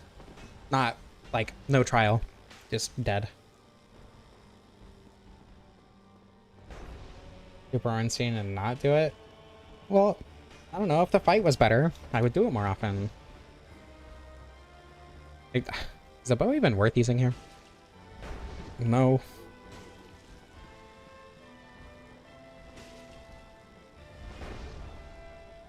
Another one? It wouldn't surprise me.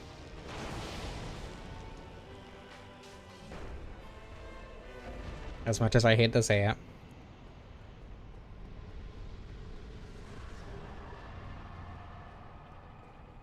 You should, Can I crash on your couch, Alyssa? In not America land? Really appreciate it.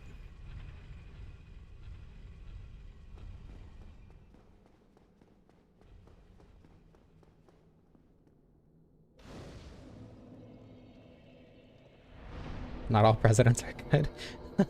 That's an insane understatement. It's funny.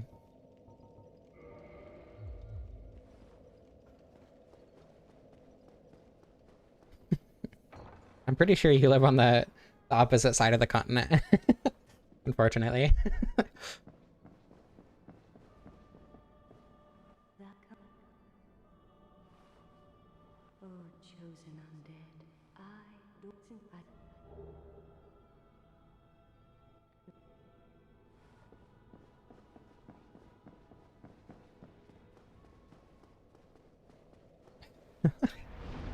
Yeah, I think if God, I say if push comes to shove as if it's not already shoving. Um, there are places I can go that might be safer than where I am, but as much as I don't want to. Where can I get chunks? Black Knight's in the kiln. That's a ways away. There's a chunk from in Orlando that I didn't grab that I could get this thing up to plus 11 with. I think that's it. I think those are the only guaranteed chunks in the game. There's the 2 Black Knights. There's 2 from Black Knights. There's 2 in... Oh wait, no, the rubbish trade. I could do that. I think it gets plus 12. That'd probably be enough.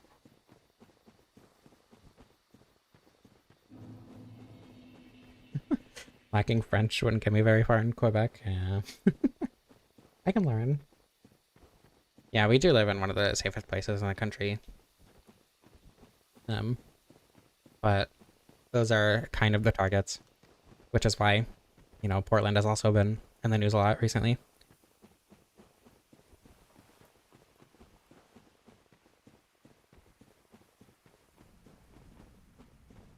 Small town Alberta, Manitoba, and Saskatchewan.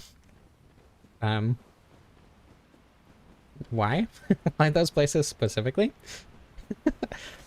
As someone who knows nothing about Canadian culture. So train hopping? I don't know that that's really an option with today's train infrastructure, to be honest.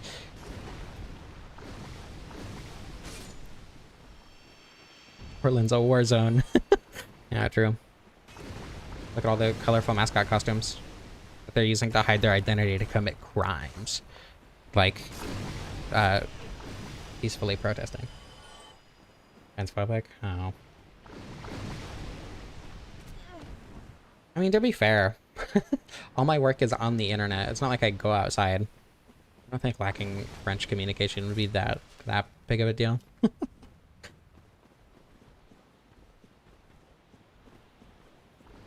Let me not die to the spitballs real quick.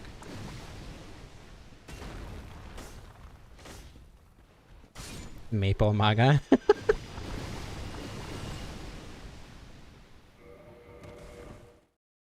It's a funny name. It's also scary, but it's a funny name.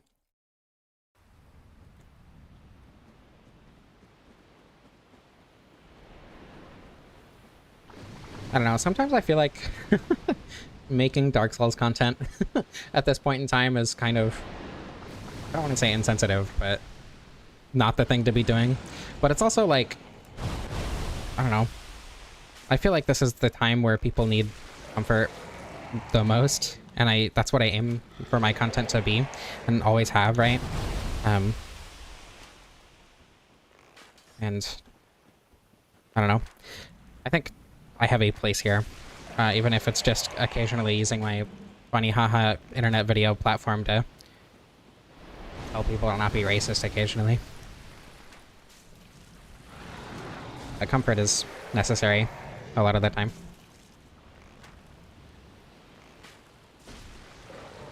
And I know that I am that comfort for at least some people, which means more than I could ever express, to be honest, that people come to me for that kind of thing at all.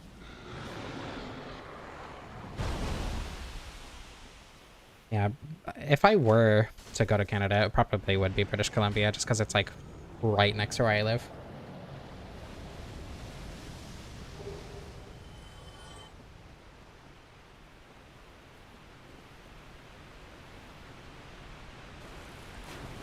Dark Souls 1 and Bloodborne and Dark Souls 3 didn't die.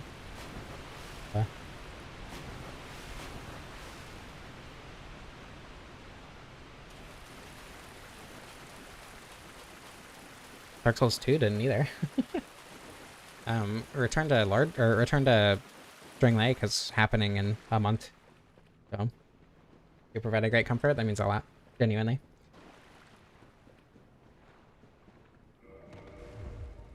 I don't know. My whole thing has always been, at least since I deconverted from Christianity, because my whole thing has always been like, you know, try to enjoy every moment regardless of what's happening in life. And that doesn't necessarily mean, you know, every moment has to be happy and fun. Just like every moment in your life has meaning, right? So live it like it does. And if the way you can come to terms with that is by having a distraction on the side, then that's what I'm here for.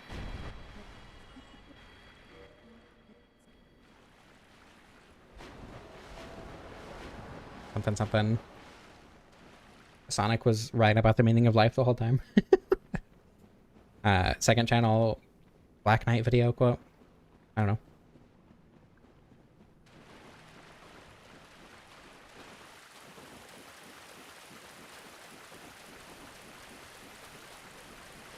Okay, I don't think Sif is going to be difficult.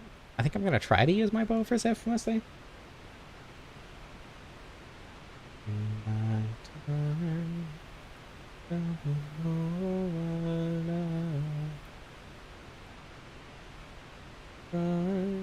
It's the way I fly to you.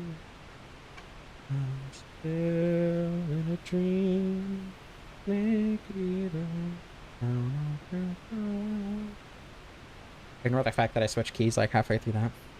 Yeah, live life to the fullest doesn't mean to always be in ecstasy. The quiet moments are nice too. There's a song by my favorite band right now called, the band is called The Family Crest. The song is called We Evaporate. And I turned it on in the car with one of my partners when we were going to get food. She's like, you know, this is a sad song, right? I'm like, yeah, but you know, sometimes you have to find joy in the sad moments in life. And I feel like I don't talk about that enough, considering one of the people who I spend the most time with didn't understand that that's part of what I try to do. The quiet moments are also worth them. Can Dusk deal damage by falling on your head? I don't think so, just because of how long the Crystal Golem hitbox persists, but it might be possible.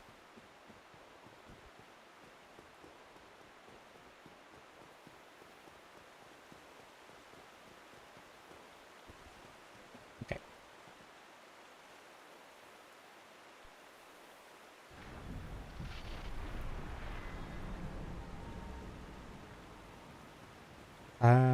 I guess I get the Horn Earring for Gwyn specifically. So I need to finish the script.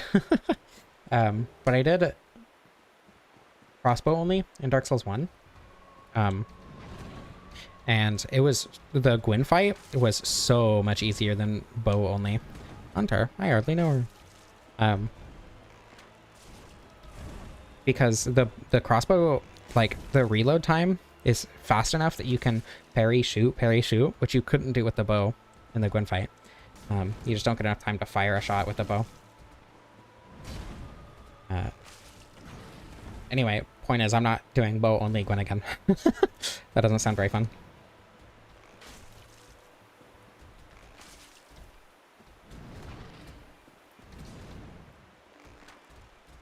Okay. Oh my god.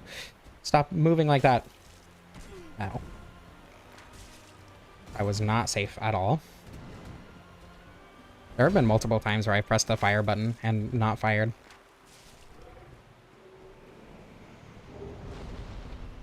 Committing an old yeller.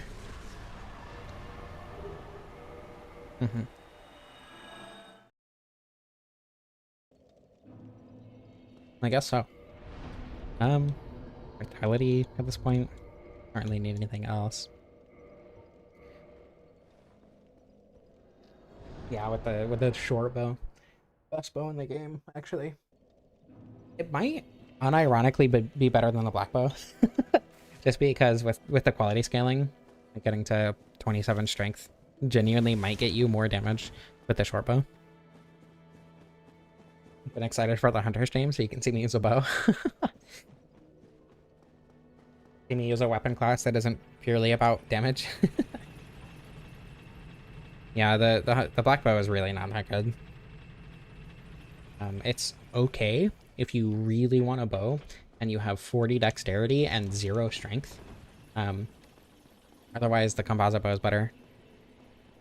I would argue most of the time the short bow is probably better just because it's so much faster. Because the black bow is a long bow, which means it fires slower than the short bow and the composite bow.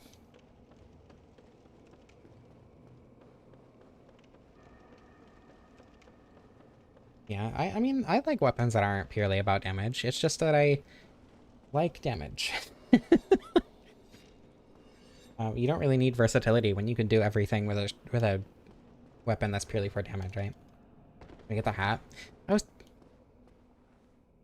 gonna say I don't want to have to go all the way to Ferris, but then I realized that I have technology. What's it called? It's just Ferris's hat, right? It is indeed just Ferris's hat. Oh, is the gesture? We have macaroni. Macaroni achieved successfully.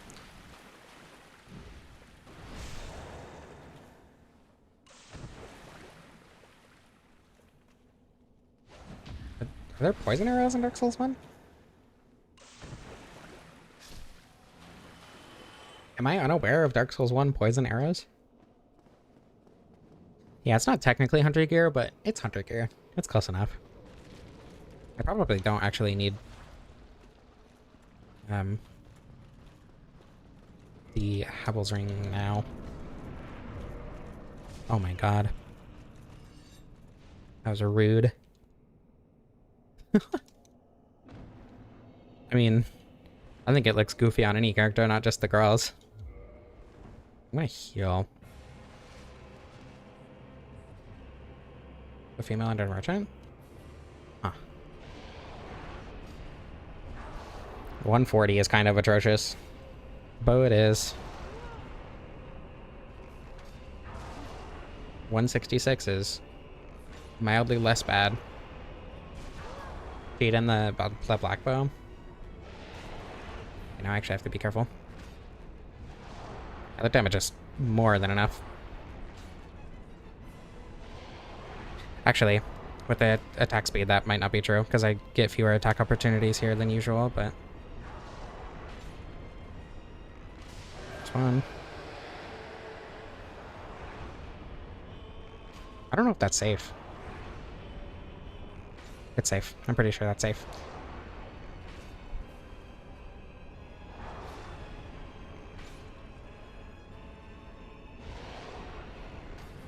Oh boy, mildly less bad. My favorite.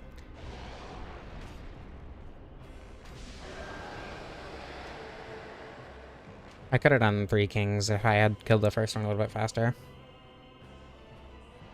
Girls are the best part of most streams. Jerks.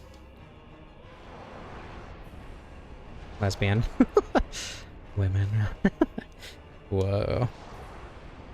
Counter damage doesn't transfer to the main health bar, I'm pretty sure. Oh my god.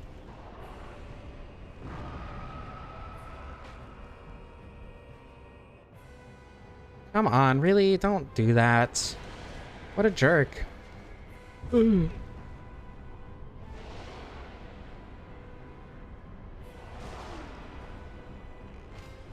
Yeah, the Iron Eye bow in like a proper Souls game would be really fun.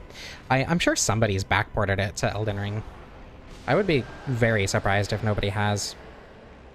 Okay, please don't magic. Are you... You like my sword. Anyway, I'm like almost positive somebody's backported the Iron Eye controls to Elden Ring. I think I need to not get hit.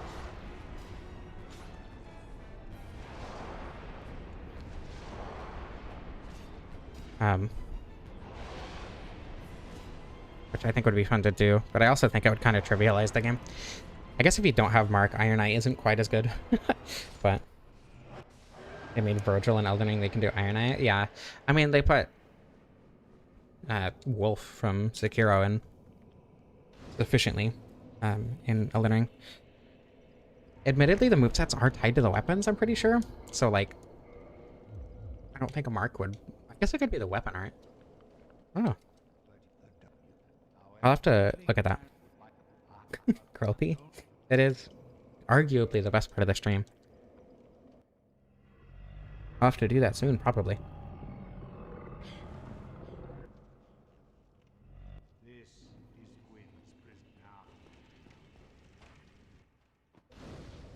Okay, now to the Bed of Chaos.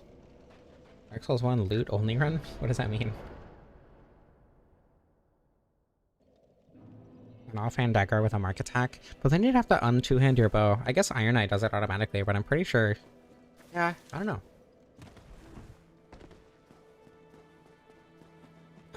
Crimson Waistcloth?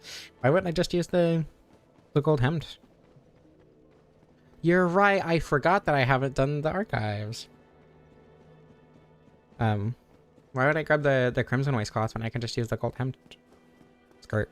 What's it called? Gold hemmed black skirt.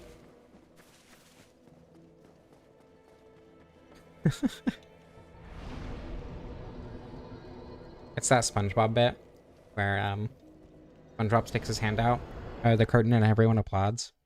But then when Squidward does it, no one applauds. That's Girl P versus Boy P. I didn't forget about you. I had ADHD moment. I'm sorry. Better defense, but it has lower elemental resistances, doesn't it? And I feel like resistances in general. And I feel like resistances are better than defense specifically. Most of the time in this game. I don't know, I guess it depends on your build. But for this build, for most builds that I do personally, I can't believe there are 4 more new weapon streams, and then I'm done with new Dark Souls weapons. That's crazy. I simply don't take physical damage, and before I get absolutely run over by this boar. What was I talking about? I genuinely completely forgot what I was talking about. Oh yeah, that's so few weapons left to do. And like there are still, you know, like 20-ish Dark Souls 1 streams left, but I'm sure people have done what I have done before. Like I'm pretty sure there's someone else doing all bosses with every weapon in Dark Souls 1, and I'm not even doing every boss, right? But pardon me. Ow. Will this heal punch mushroom? I'm pretty sure the mushroom enemies themselves aren't in Ulysio. There's Elizabeth, but she doesn't punch. Oh my god, the goddamn shoulder check. Okay, hold on. Let me actually try and not get hit. Okay, well, that didn't work at all, apparently.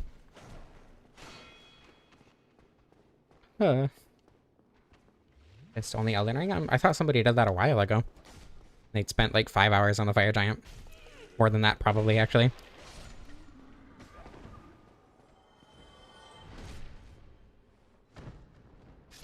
I know somebody is also working on every weapon in Elden Ring, if it's not already done. Like, I'm sure other people have done it, or are doing it, but... Crystal Hollows are the hardest enemy in the game. I don't know that I'd go that far, but they are extremely annoying and do an unnecessary amount of damage. For being the basic hollow type enemy in this game. Why are there so many of you? Go away! I just want the pendant. Scumnut, probably. I didn't kill. Oh.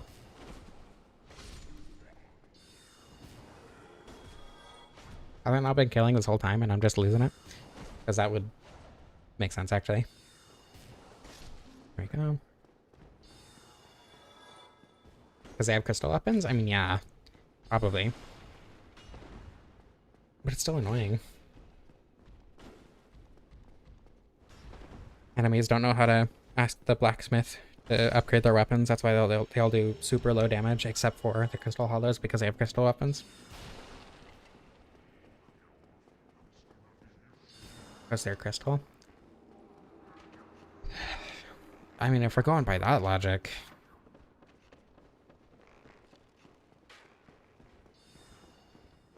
Me when I'm an invader? I don't know, there's something there. I couldn't find it. Rolling attack only run. Sounds fun and exciting. And definitely not extremely tedious and annoying.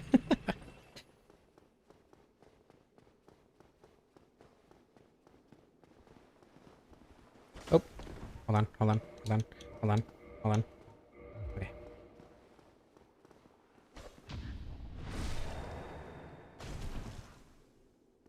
Near crystal all stream. Good to know. Writing this down.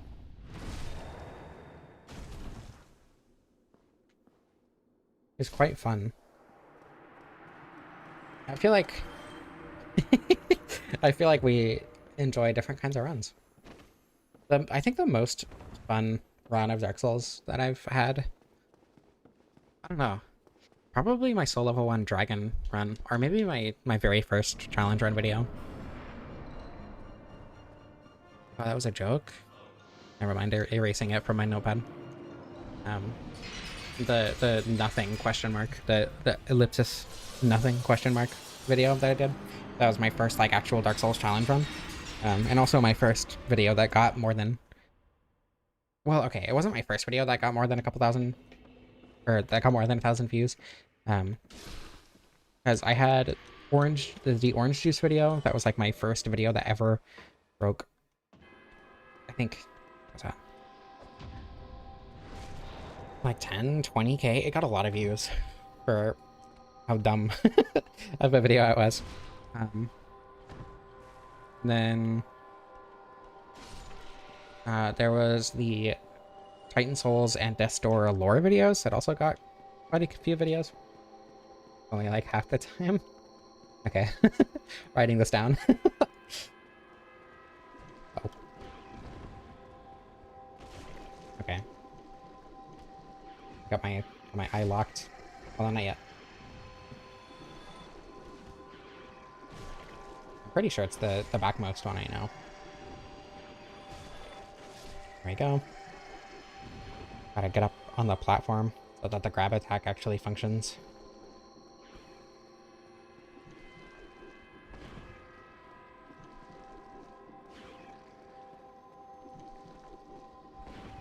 Come on. Here we go. And there's the crystal.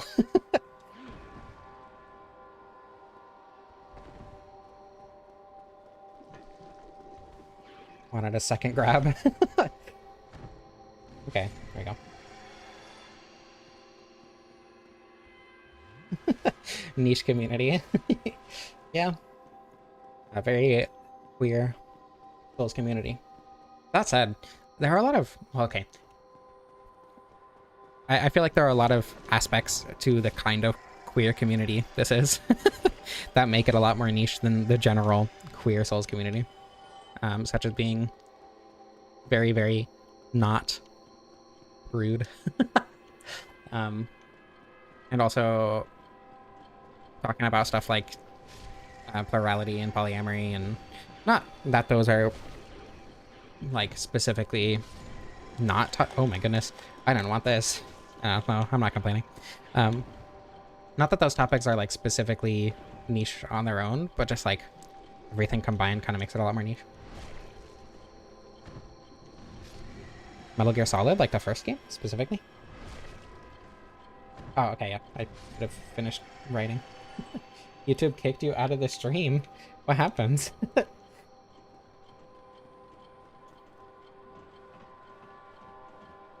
YouTube is telling me that it's a good time to insert an ad because there's a lot of people here, which means I'm going to mention again real quick that if you are enjoying the stream, I'm not going to insert an ad because that's annoying.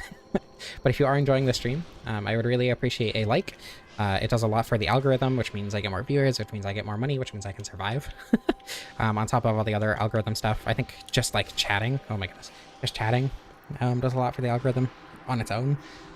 But there's also like if you're not subscribed yet or whatever, if you would like to support me more directly, you can super chat or give me a membership, both of which mean a lot and are super helpful.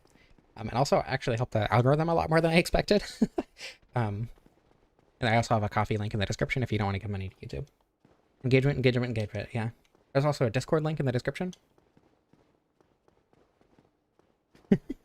Being a monster fucker isn't weird, therefore you're not weird. I am weird, but not because of that. Damn. YouTube really just kicked you out, huh? That's fucked up. Like the streamer be forever destroyed. I mean, it's not that big of a deal. But, you know, it does help me know that I'm doing the right thing as well.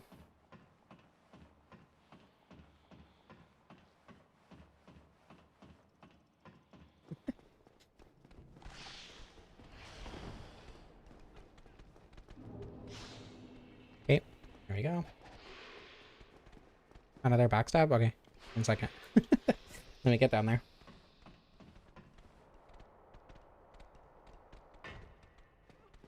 Nah, it's gonna have to be a high-speed backstab so I don't die, though. Me? Okay. Am I gonna be chased by the snake? I didn't know it could come up here.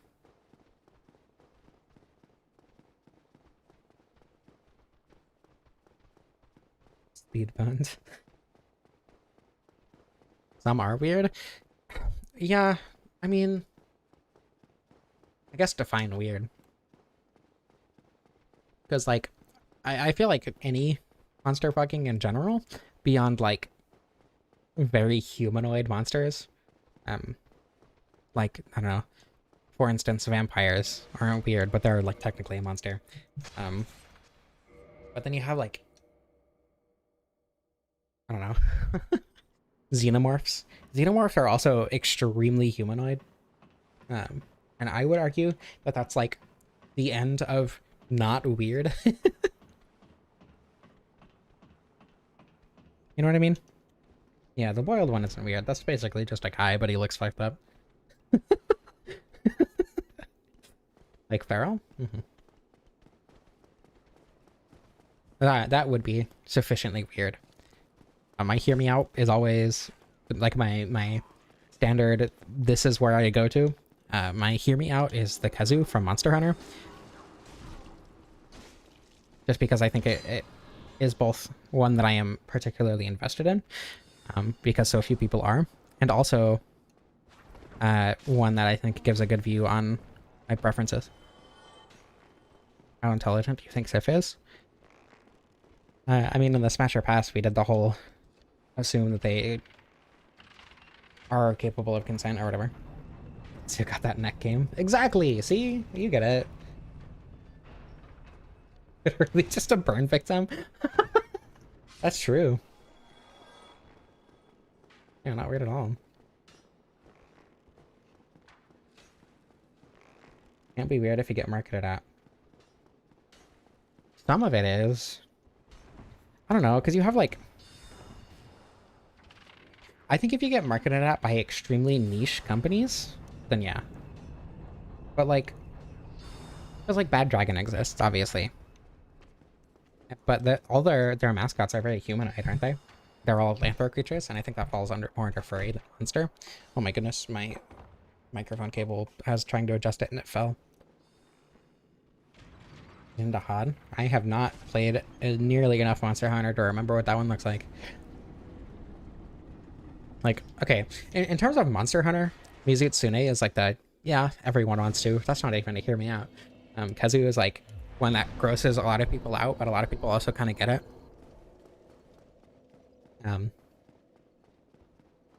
you know.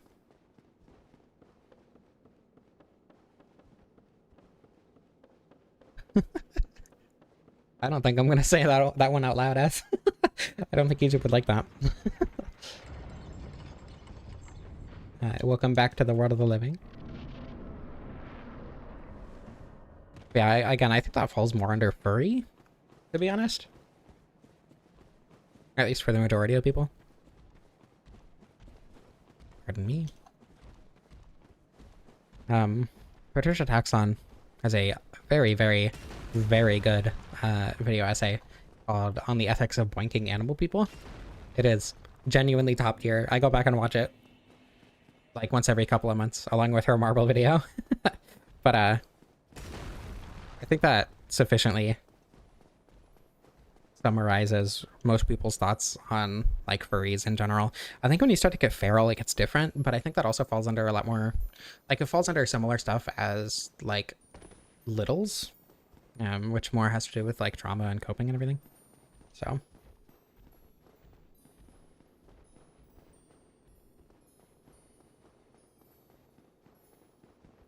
a dog fight. Bunch of puppies. My boy love my slime bubble creature.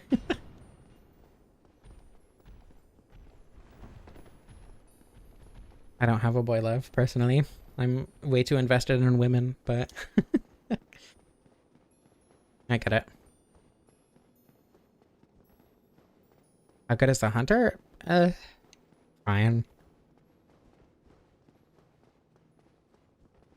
I don't know. The Harkness test has been argued against in a lot of ways that I don't necessarily disagree with. I think the most important thing though is just like capable of consent. And it's not just like that the fiction says consent is being given, but more so like conscious enough to be able to give consent, which is a very, very, very difficult line to find. And isn't necessarily cut and dry for a lot of things. This is not nearly as good as I was hoping it would be with the mining pine resin. I can keep going. There's a clam, and I feel like the clam is gonna jump scare me. Hey, I found the clam! Ow, ow, ow. Get off! Everything's fine. Literally nothing to worry about at all. Okay.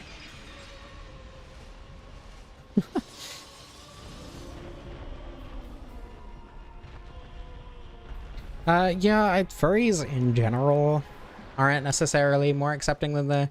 I think furries in general are rather actually more accepting than the general public, but that doesn't mean that furries definitely, you know, can't be bigoted or whatever, unfortunately. As much as I do wish that were the case. I think queer furries are more likely to be accepting, but there's also the... I don't think this is not going to hit me. I think there's also, like, the conversation about, like, weirdly racist queer people to be had about furries as well. Because, as to my understanding, there are also a lot of racist furries in the same vein that there are a weird amount of racist queer people.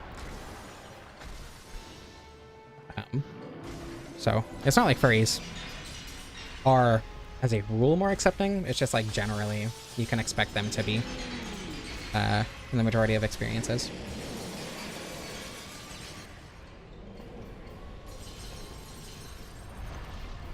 The clam. I've not been with a woman that would apply to for a very long time.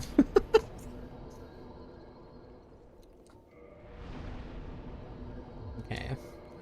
Now we go to the bed of chaos.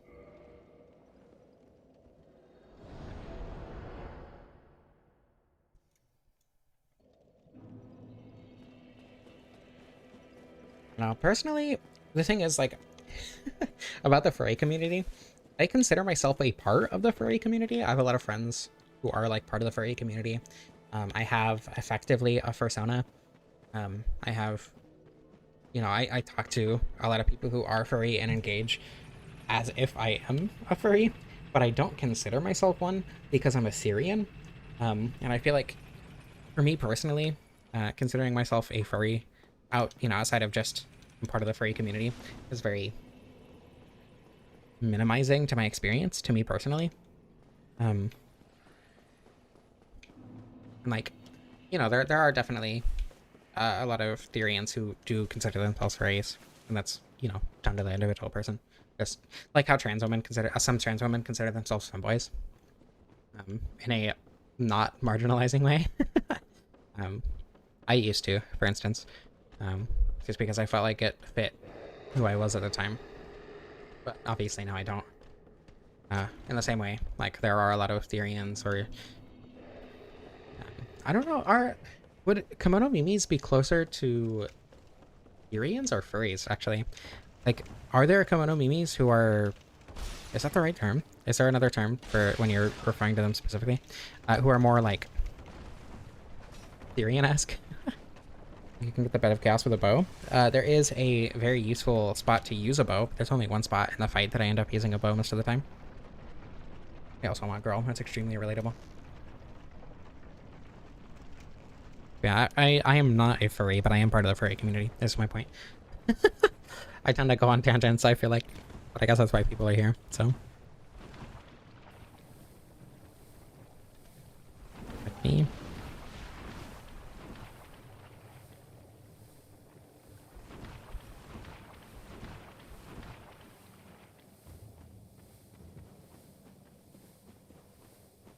Being cringe as being free, that's true.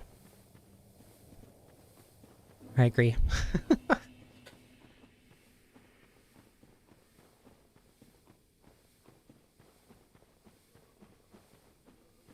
Chaos with a ribbon. Trans icon, Beto Chaos. Extended furry universe, yeah, basically. Father Ken, Kimono Mimi, and Therian.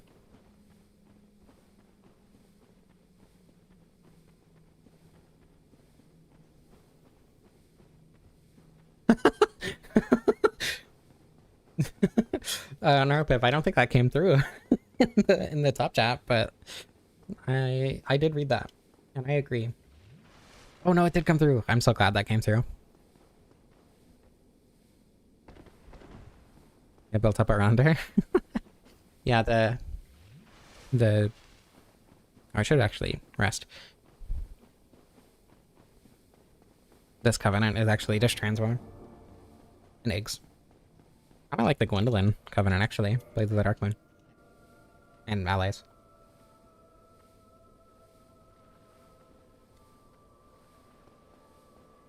I think one of my favorite things about streaming is watching the viewer number go up and down in real time. Because there have been instances where I'll talk about Dark Souls, like just what's happening on screen, and people will leave. But every time I talk about clear stuff, the viewer number goes up by a lot, which I think is really funny. One of my favorite moments ever I was streaming. I made it. I think it was during the Sanctus, not Sanctus. What's the hammer? The Holy Hammer? Leroy's weapon. During that run, I made a really bad pun. Like, just a really stupid pun. And the viewer number dropped by, like, 10 or 20 immediately. It was really funny. The Grant, yeah. That was a very funny moment. Dork is a pretty good nickname. Or, I guess not nickname, but pet name.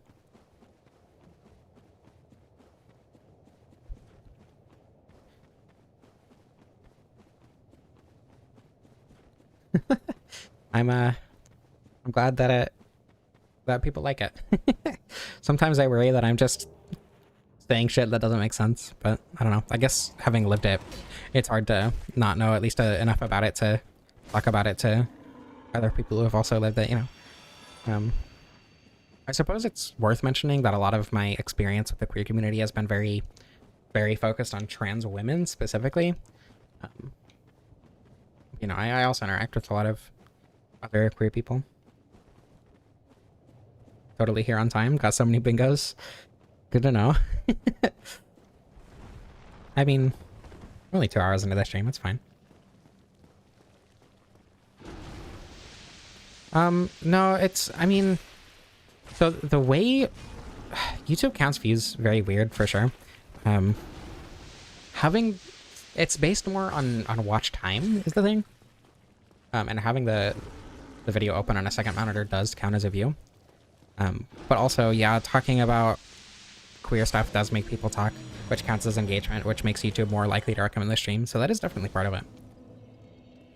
How many bosses do I have left? I have Bed of Chaos. I have Nito. Or well, I have Bed of Chaos on the bosses. When on the way, Jesus. Then I have Nito and Pinwheel. And then I have DLC. And then Gwen.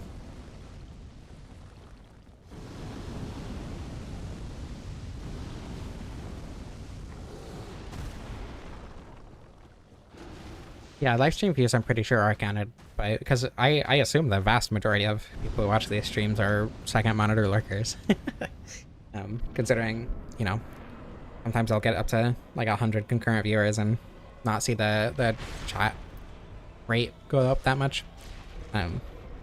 Which, like, I'm absolutely not complaining about that. That's how I engage with live content as well.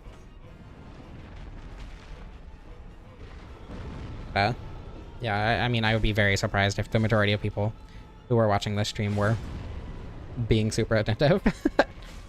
But it does have to do with, I would assume, mostly with engagement, making YouTube more likely to recommend the video. A little bit more damage. If I had RTSR, I would be using the bow right now, but watch this very attentively. Yeah, I mean, I assumed.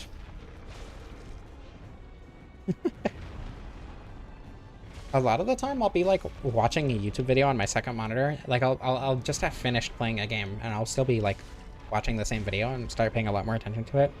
But I'll just forget to move it over to the other side because of reasons.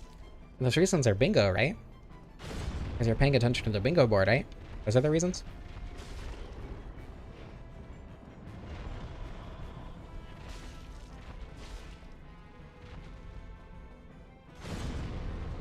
My second monitor is like a $20 1080p no HDMI monitor that I got at Goodwill. And my main monitor is a monitor that I spent like $200 on. That's much bigger and is 2K. 160 something, I think 164 frames per second, or hertz refresh rate or whatever. But like, watching a video specifically on my second monitor is just making the video less enjoyable, but I'll genuinely just forget to move it over a lot of the time.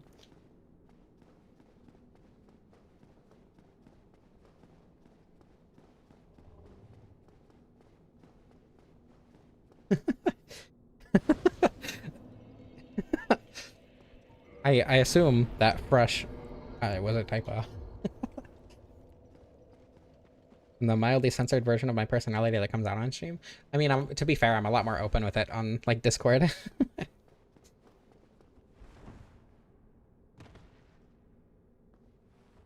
Don't we all? What do you mean, don't we all? Don't put that kind of pressure on me. You do prefer the Discord? I assume most people do. Trying to connect a second monitor to your PC. Tried to ride your GPU? That sucks. What happened? How did that... What happened? Was it just like a really awful monitor that somehow thwarted the HDMI cord? HDMI shouldn't be able to send power. How does that happen? You know, this is actually like unironically the perfect time for the bow. Okay, well, maybe if I'm not bad at the video game, it would be the perfect time for the bow.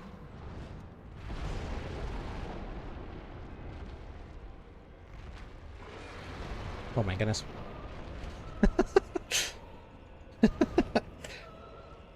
I don't know. I like my voice, and I think if somebody else had my voice, I would like it a lot more. But it's always so like, what? People like my voice? That's crazy. Oh my god. Oh, that was rude. I'm shocked the lava didn't hurt me. The iframes worked out perfectly.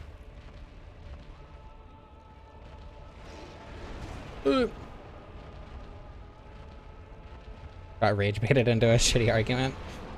Yeah, that happens sometimes. Brought the VGA cable close to the GPU port. It sparked. Oh, VGA. That sucks a lot.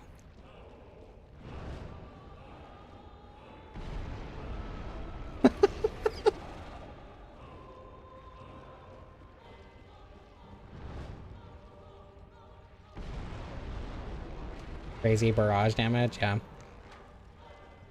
What happens when women sit on you? Oh, don't even bring that up. This stream will very quickly get banned off of the internet if you try to get me to talk about that. Not just YouTube is the thing. The internet as a whole. Oh my goodness.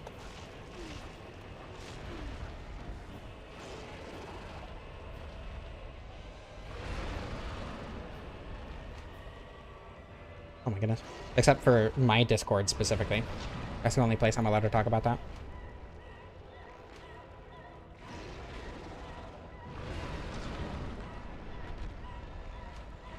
It's too bad of all the streams where I expected to get the fireball throw, this was the one. But not really happening. That's because I'm just not far away enough. I think there was a stream where I did get the fireball throw, but I don't remember what it was.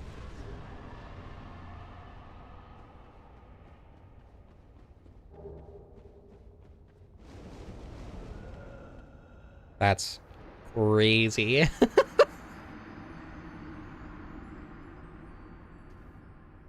Look, I'm flustered. I'm not in the most attentive mind right now. God damn it. Of all the places to die. Oh, speaking of dying in funny places, I wanted to do a deathless run. I think that'd be really fun to attempt. Nikki, the person who drew a couple thumbnails back in the day, there was the Lucerne highlight stream that had a thumbnail drawn by Nikki, and then the Titanite Catchpole stream that also had a thumbnail drawn by Nikki.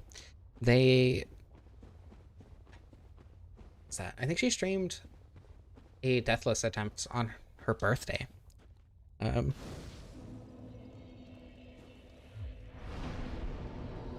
I think that'd be fun to do. That's not necessarily an homage, but because she gave me that idea, I think it would be fun to do. Centipede does not want to show balls. I'm not complaining about that one, to be honest. Not relatable at all, streamer.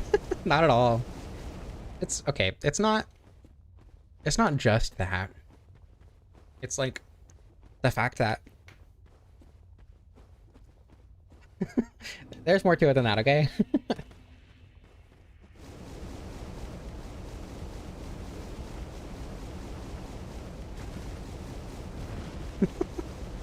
I'm not easy. I am easy, but don't tell anyone. I'm not easy, I'm just a lesbian.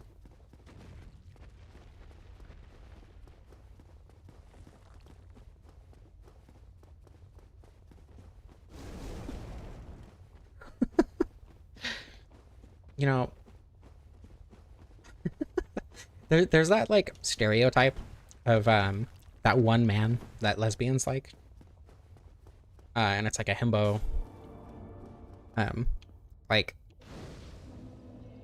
silly inept man, and the one guy that I think that I have I hesitate to say crush, but I have a fictional crush on, you know.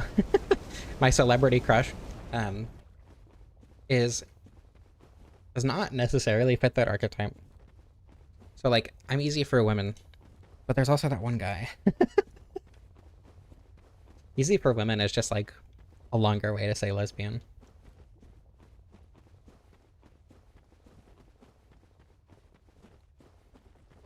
Whatever, scam trying to take your money. I mean, I don't know, that seems, if they're focusing on you specifically, that's kind of endearing. That one fucking guy. TM.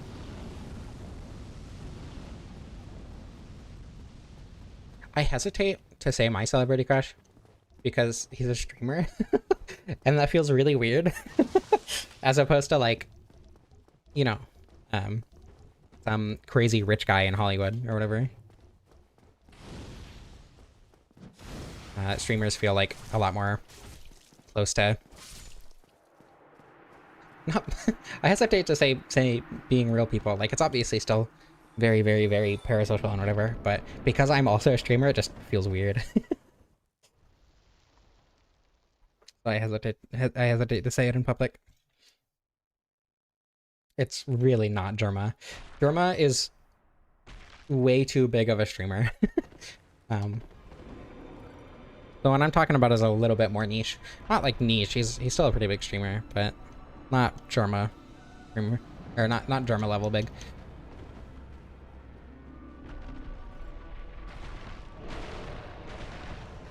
Which Twinkie was?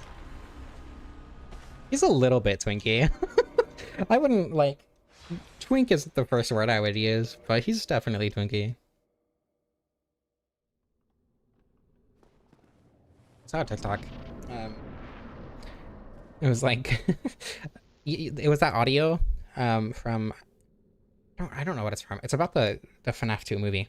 And it was like, if you could say anything to Freddy right now, what would you say? Oh, I'm so excited for the new movie, or whatever. I love you. I'm so excited for the new movie. What would you say if you could say something to Bonnie right now? Bend it over and smack her from the back. But it was Markiplier and Jerma.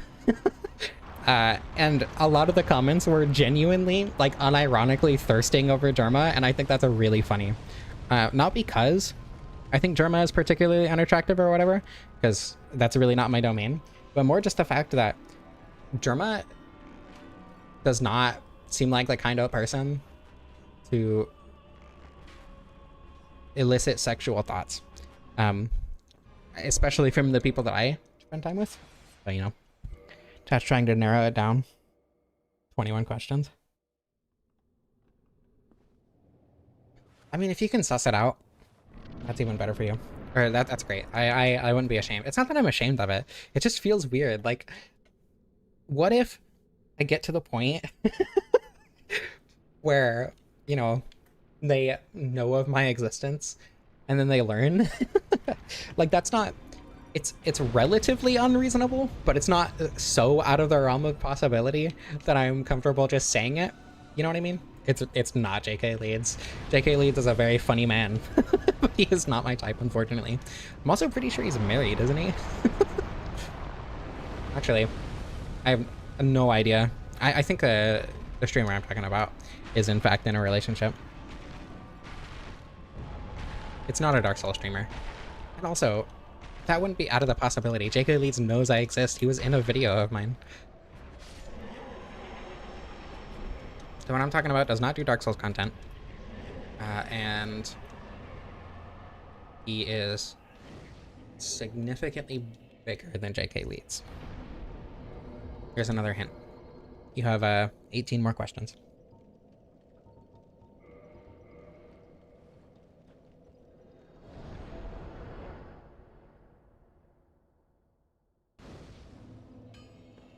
And you'll never get it.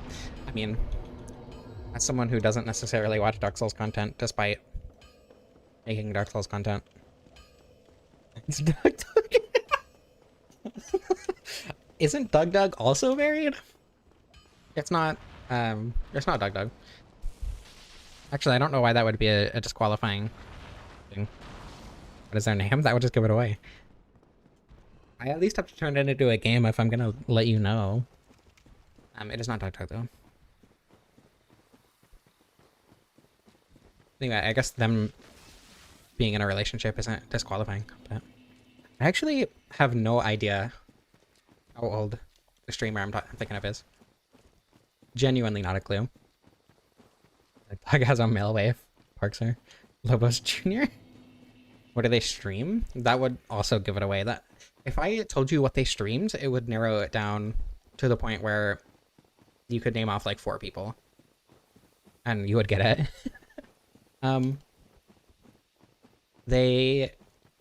Okay, well, I will not mention their mainstream game, but they do stream a lot of different things. They have 2 channels, one where they mostly make videos of like edited streams of their main game, and then a second channel that is a VTuber channel. I think that already gives it away if you know who I'm talking about, uh, where they just play whatever they want. It is not Yaz. Yaz is a Dark Souls streamer. Well, Yaz is a Soul Scooper.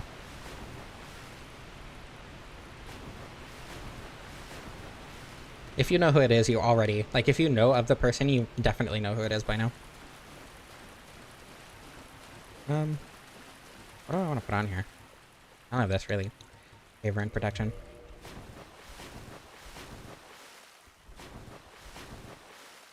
Choke the witch? What does that mean? No, it's not Zully. I'm pretty sure Zully is not a guy, also. Also, Zully has a VTuber channel? I didn't know that.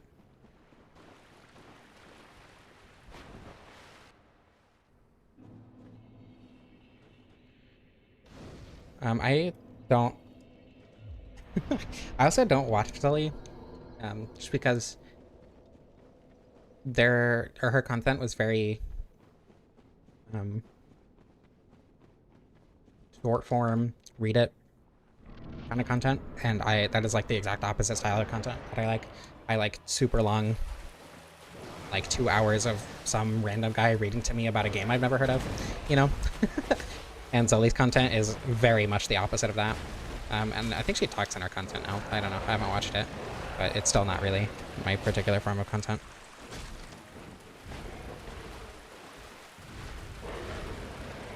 Oops.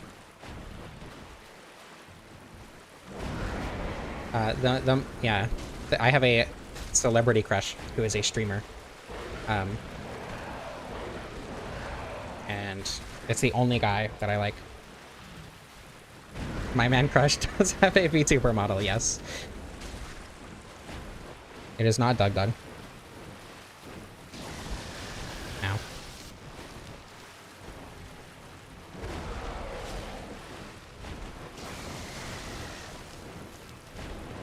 Also not a Dark Souls streamer.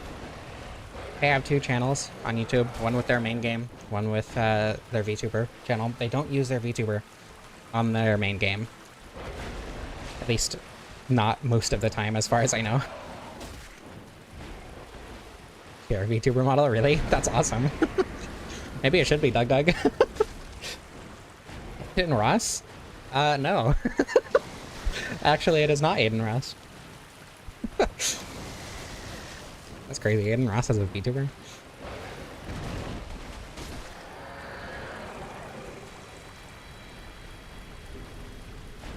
Also, that is my dead name. It would be crazy if I watched a streamer with my dead name.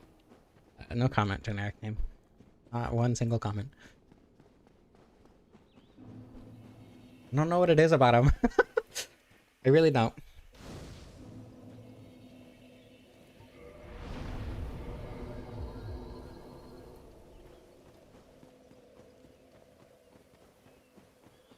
Humanoid or furrynoid? He has a Arctic Fox VTuber model. One of your best friends has your dead name? That's tragic. I mean, I feel like at some point you kind of get desensitized to it. At least that's what I would expect. But I don't hear the name Aiden in the wild very often. So, mysterious twinks with their alluring charms. He's cute. I don't know. Not my fault.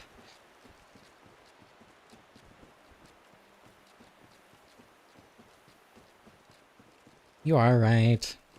Akinator. I don't know if you would get the answer from... I mean, aside from knowing who it is now, I guess. Yeah, I know you don't see it. I get it. I understand. That was another reason I was kind of not wanting to say anything. I don't know.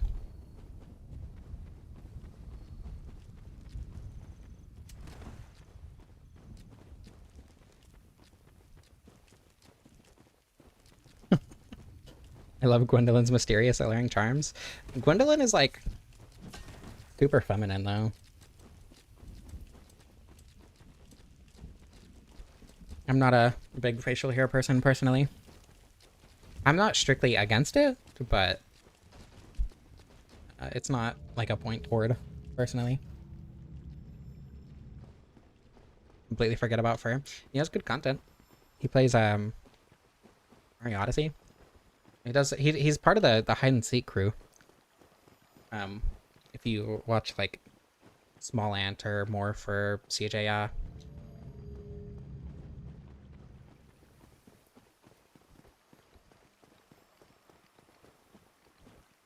so if you don't remember him for him being the only guy I have a crush on for no reason, you can remember him because he's funny.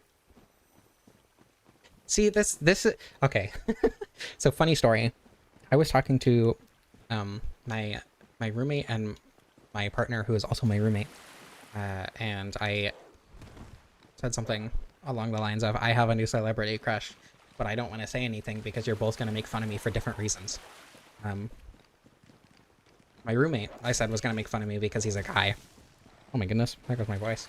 And my partner was going to make fun of me because he would think that I only liked him because he had a Fox VTuber avatar. And yeah. He's not the only one. That genre of VTuber, you only used to watch Alpharad. I used to watch Alpharad a lot, but I kind of stopped like a long time ago. I don't know. I still watch Small Ant a bit because he's funny. I still watch, I mean, Fur obviously. I'll watch like Morph because of the Mario Odyssey like contest videos. I think they're funny. Yeah, once I stopped like paying attention to Smash, I really stopped watching Alpharad.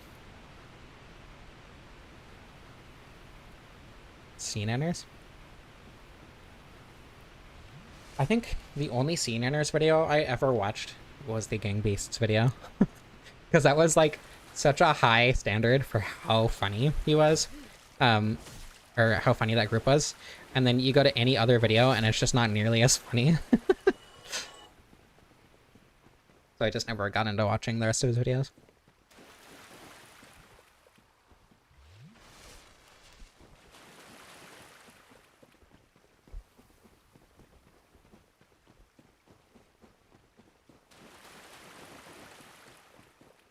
Once he started paying attention to Smash, he started... No, once I stopped paying attention to Smash, I started to pass. Third most watched stream of all time? That's crazy. If I had to guess who my most watched streamer was, not including edited videos and VODs, it would probably go to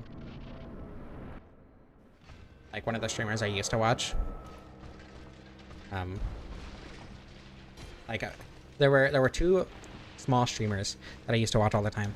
No, it'd probably be Equinox. Oh my god, I forgot he still makes content as well. Because I watched a 24-hour stream, and that's the only 24-hour stream I've ever watched. He was really involved with his community. He had a Discord server full of really cool people. He does like Minecraft stuff now, like very slop content-esque stuff. So I don't really watch him anymore, and I haven't for a very long time. Mostly, I don't know. He started. The reason I started watching him is because he was playing like Super Mario 64, Super Mario Sunshine kind of streams. And then he started doing Pokemon, which I watched for a little bit because I really liked his content at the time. But I just wasn't super into Pokemon at the time. Still not really. So because of that, I slowly stopped watching him. Only 3.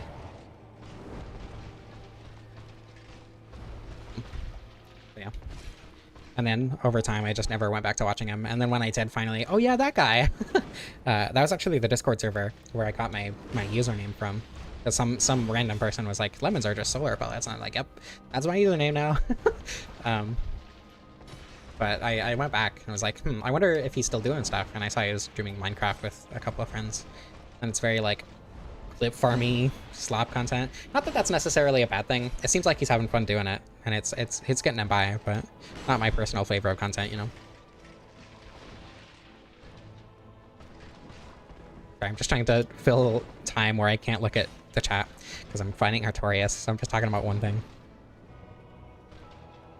I also like just don't watch streams in general. After stopping watching Equinox, I haven't really watched streams in a very long time. What if I do this? Oh, I missed the headshot. This is sad. If I think if you target, you hit the headshot. But because I wasn't targeting, I didn't hit the headshot.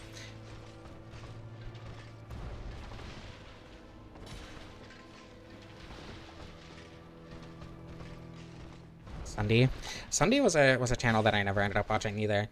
Like one of those channels that was really popular when I was a kid that I never watched. One I did watch, but not until after his prime, was Captain Sparkles. Like, I've been watching Captain Sparkles' Hytale series. And the thing about that is I don't even like watching Captain Sparkles very much. He's very good background noise. But not because his content is entertaining, but because I don't want to focus on the content that much. But it's, like, just entertaining enough to be good background noise. Same thing with, like, Mumbo Jumbo. I used to watch his Hermitcraft videos. And I always hated his building style. And I never thought his commentary was that interesting. But I would watch it because it was good, like, background content. That's kind of switched to Gem because one of my partners likes Gem. But I also just don't watch Minecraft content that often.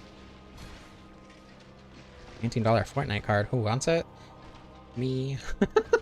For the next time I boot up Fortnite to play Festival for 10 minutes and then buy a skin and then not touch Fortnite for another 4 months.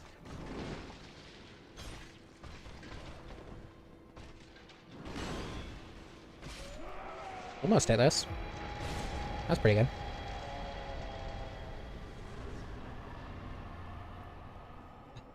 Kind of crazy how neat this fight is when you don't remove one of its most unique features, right? Like, the risk reward of deciding to run in and stop the buff is, like, super interesting and fun. And it's almost like when you don't remove the main mechanic of the fight that makes it interesting in the first place, the fight is a lot more fun. The Fortnite furry skins from afar. Think you're good on shooters? I don't play Fortnite. I don't play the like actual shooter part of Fortnite. I'll play Festival. I played Lego Fortnite when it came out. I don't really anymore. I also played Rocket Racers when it came out, but I don't anymore. But occasionally I'll just open it up to play knockoff DJ Max because I like the vibes. And then I'll like play some sandbox or whatever occasionally if I see a funny sandbox game. And that's my entire experience with Fortnite. Good times with Scar and Grian. I used to watch Grian. Grian was one of those YouTubers that I watched for like a couple of months and then never watched it again. Scar was never one that I ended up watching at all.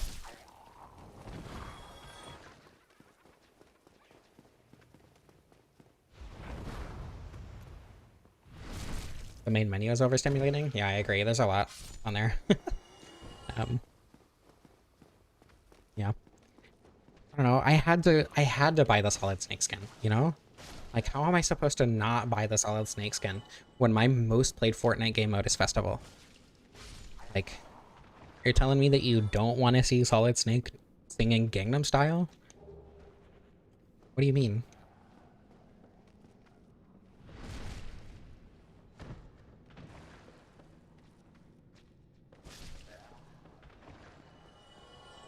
Cheap out on your base by being a cave dweller? I used to do that in Minecraft. Now I actually like building houses, but... Ask Gecko? I don't even know what that means. Sake snake? I like sake. I had sake. Sake? Sake.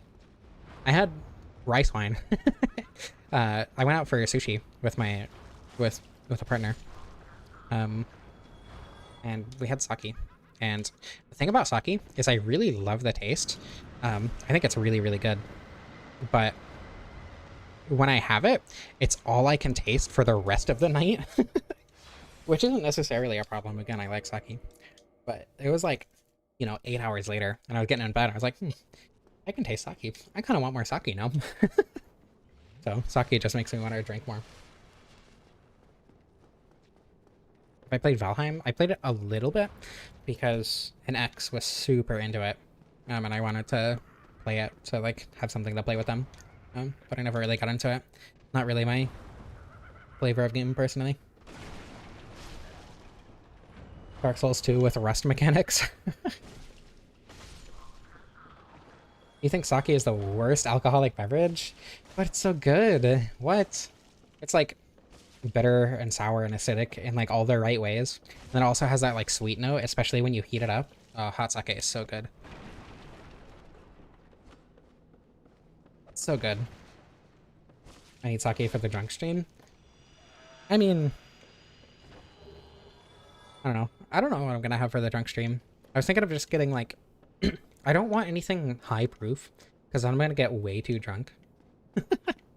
I was thinking of just getting like an ale to stand in as Ziegbräu, and then like some sort of cocktail as Estes because I think that'll be fun, and then just like a cider or something that'll keep me drunk but not too drunk.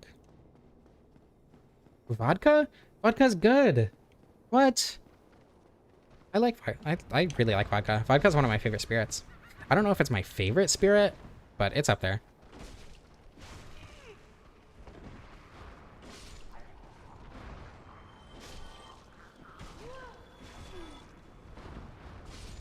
Okay. Bad vodka is like notably bad, admittedly, but I think bad whiskey is worse than pretty much any other alcohol. And this is coming from someone who doesn't like rum. I've had both bad rum and good rum and didn't like it either time. But I think bad whiskey is worse than bad rum.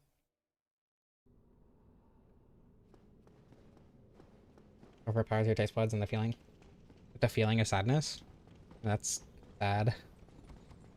I don't know. I like a lot of alcoholic beverages. Kahlua is really good. I love Kahlua. Limoncello, it's really good. I like Fireball for one shot a night, and then after that it's disgusting.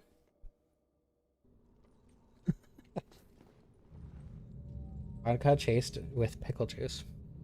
Interesting. I really like gin and tonic. I've had one that my partner's dad made for me. And it was really, really nice. I love gin and tonic. Cider? Yeah, I love cider. Cider is really, really good. I don't know, I feel like not liking alcohol is very understandable. But there's just too many good tasting drinks for me to not like alcohol.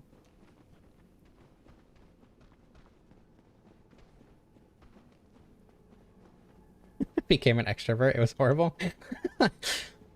I used to drink in like social settings, or well, I don't know, I still kind of do, but to be less introverted. Like one of the first times rather, not the first time, but like really early on in my relationship with one of my partners, we went out to a restaurant for my partner's birthday, for her 21st birthday, and her parents kept trying to convince her to get a cocktail, but she doesn't like alcohol. So I got a cocktail instead for her to try. And that made it so much easier to talk to them and to get to know them. And now it's just so much easier to talk to them in general. I still think about that night a lot because one of the cocktails was called Hot Sugar Cookie. And he was trying, my partner's dad was trying to get her to like try a cocktail, because cocktails are generally, you know, easier to drink for people who don't necessarily like alcohol. And he's like, oh, what about the hot sugar cookie? Oh, but you have a hot sugar cookie right there. And he pointed at me. And that was like the most out of pocket thing he's ever said, which is crazy because he is extremely out of pocket at all times. I still think about that a lot because it was really funny.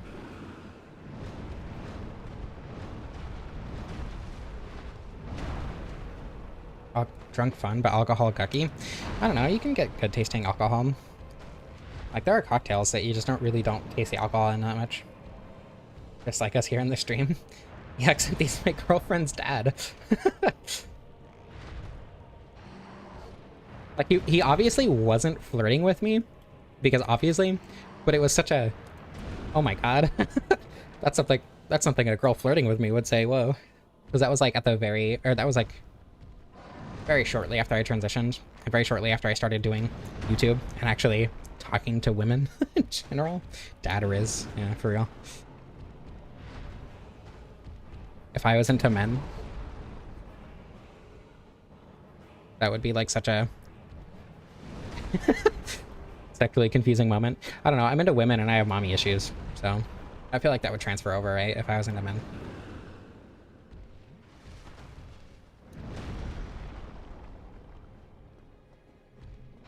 Oh my goodness.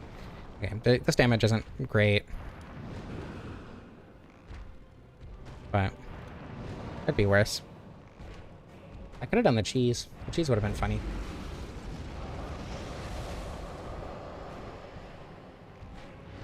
Okay, that was rude.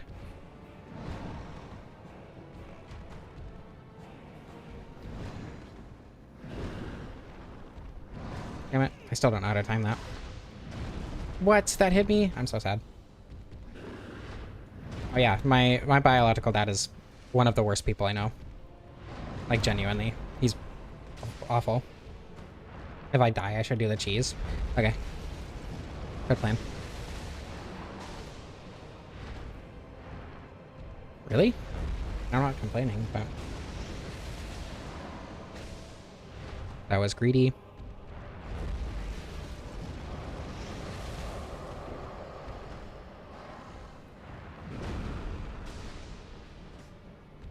I don't know. I just need to not be greedy. I think the rhythm when doing the fight with a bow is pretty different, which is why I was doing so bad. The bow was dealing more damage, but I just like don't know the rhythm of the fight very well with the bow. And I do know it very, very well with melee weapons. So even though this is doing less damage, this is just going to be a lot easier for me. I don't know if that was safe. It was safe, okay.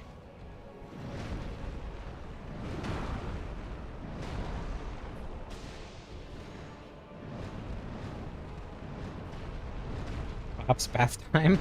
Watch a live on stream. That's crazy. Live for a bath for a dry fox. Live.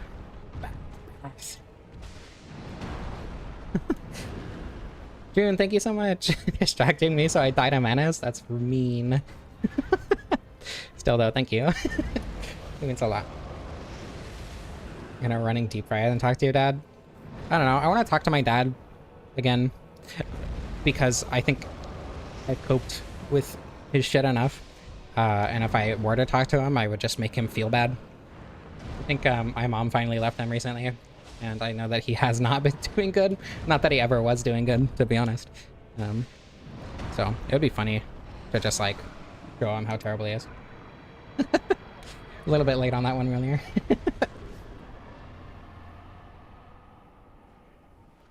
Okay.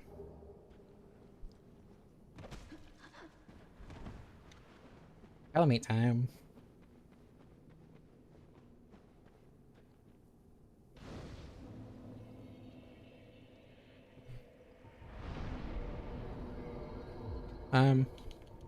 Township, yeah.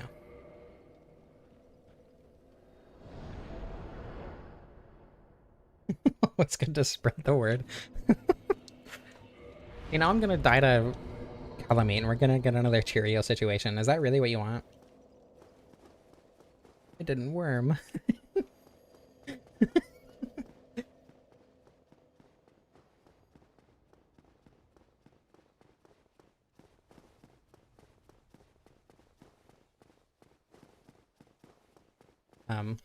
Yeah, my dad was a evangelical.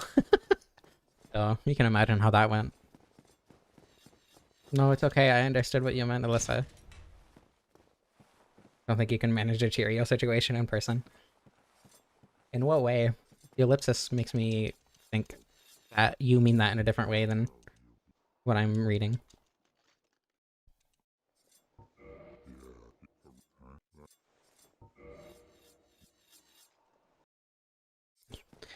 Don't do that on stream.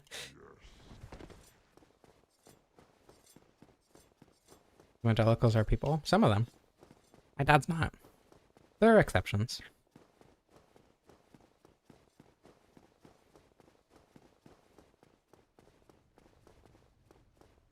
Don't worry, Alyssa, it's okay. I understand. It's not a big deal, I promise.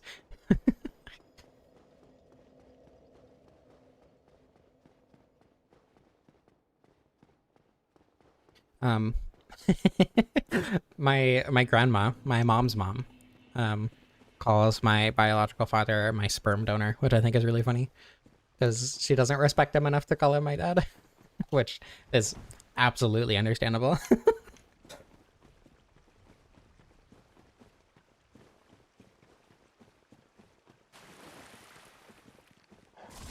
Everything's fine. I forgot to pay attention.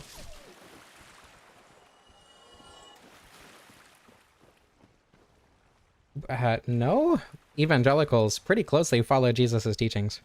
Evangelicals spread the word of a God that does not exist, all the while believing that anyone who thinks a woman is pretty deserves to die and be tortured for eternity. Like, the way they express it is slightly different from what Jesus did, but Jesus was not a good person, and saying that Christians should be good people because Jesus was a good person is, I think, very much misunderstanding the whole what Jesus actually did.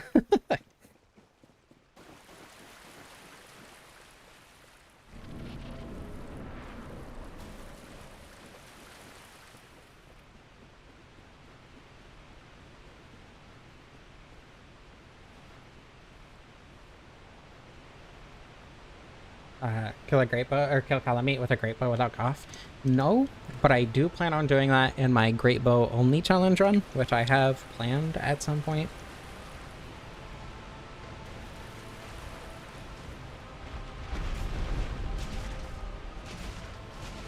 Oh, that sure is damage. I wonder if the bow damage is going to be better. No. Oh my. And also being at a distance with Calamite just is not a good idea in general. This is just going to be a really long fight.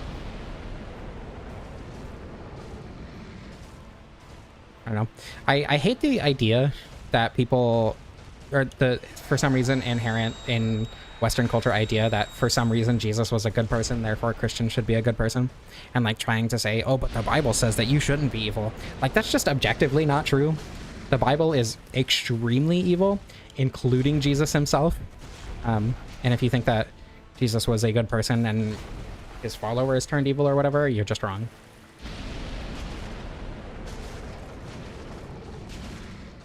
Yeah, I don't know. I've played Dark Souls enough to like do most funny cheeses. I've done the Manus bow cheese or whatever, but the Calamite one is not one that I've done.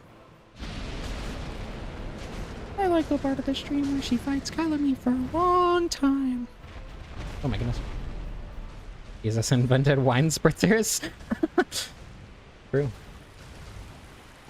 The blue cheese? I like blue cheese. Blue cheese is yummy.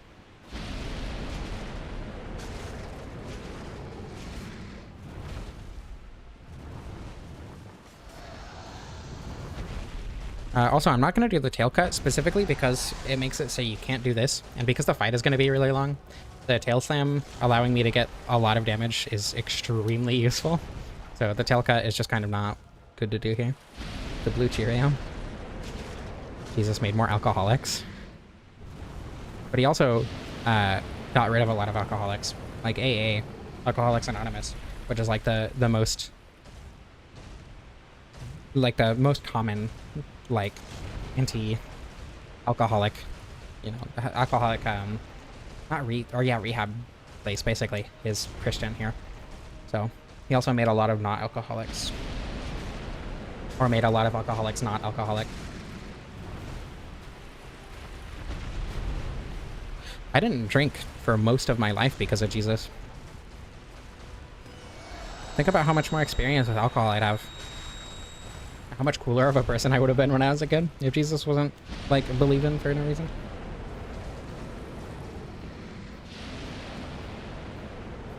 Yeah, unfortunately, Vin is not here for the super long Calamite fight. Hopefully he'll see it in the VOD.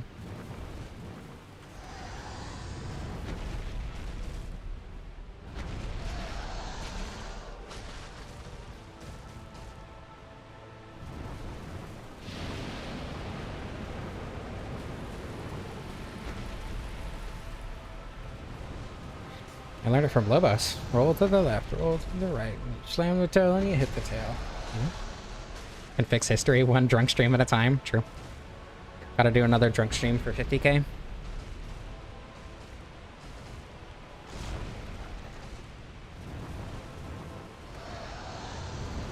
Come on, cool.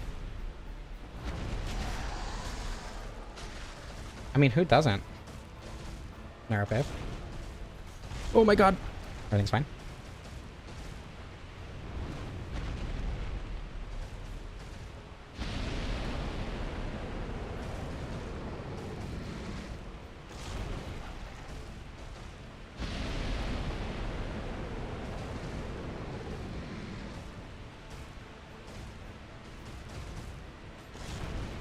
Come on.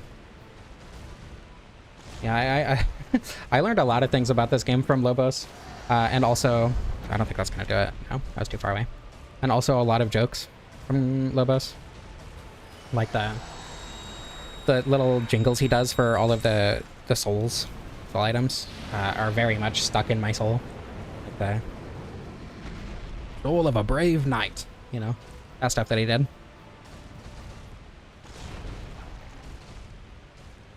The drunk stream has not been done yet. I still need to get alcohol, which hopefully will happen on or when I get paid next, as I do try to get quite a bit of donations a couple streams ago, and hopefully I'll be able to put those toward the alcohol fund, assuming bills don't fuck me.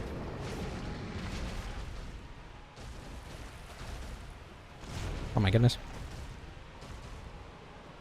Where are you going? What the? Oh my goodness.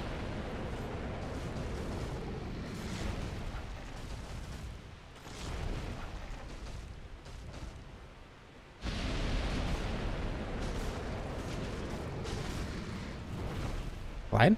No. Damn. Sad. Glide? That works too. Extremely long Calamite fight. Oh my god.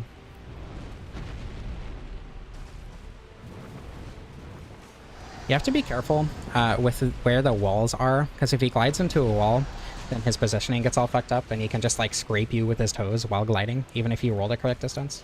So you do have to like pay attention to that, and that's why I've been very careful about where I am positioned in the arena and why I'm trying to not go too close to the walls, and why I'm trying to make sure I'm making him face away from the walls when I'm fighting him. I don't know how obvious that is if you're not like actively looking for it, but I am very, very careful about that in my Calamite fights. Because if you're not, he can just kill you out of nowhere because of weird collision.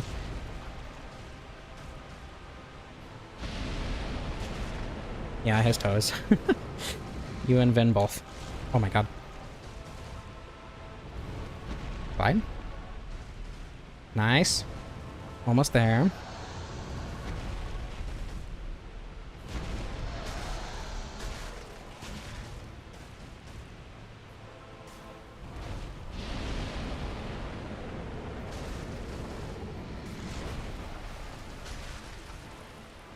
Extremely risky, but it paid off. Oh my god. Not hitless, but pretty damn close for how long that fight was. Jesus Christ. Yeah, too bad Vin missed that. That was a really good fight. I'm proud of myself for doing that one. Vin! No! I'm so sorry.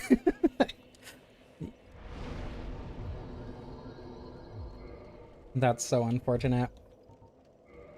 Well, welcome, Vin. I'm glad you were here for the very end, and that you know that there is a very juicy VOD for you to go back to. Wonder how long Calamite is? A good question.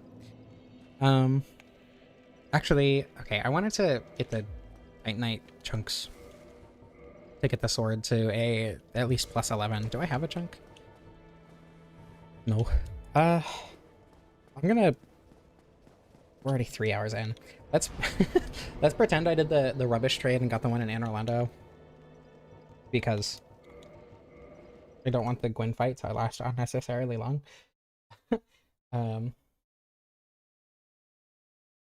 And Titanite Guard. 2 of them. There we go. Counting that for your bingo. You should. I agree. The video answering how long Calamita is? Probably. That seems like her territory. Reinforce. Wait, did I do shard instead of chunk? I did shard instead of chunk. Hold on. I make chunk. 2. Modify. Yeah, there we go. And reinforce 2 plus 12. And then replace this with that. I have been using the bow. I actually upgraded the bow before the sword, just so that I would use it more. And I have ended up using it a little bit. It's really bad compared to the composite bow.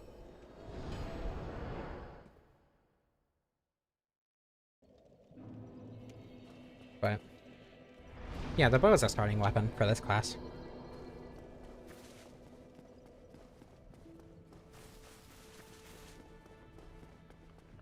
All right.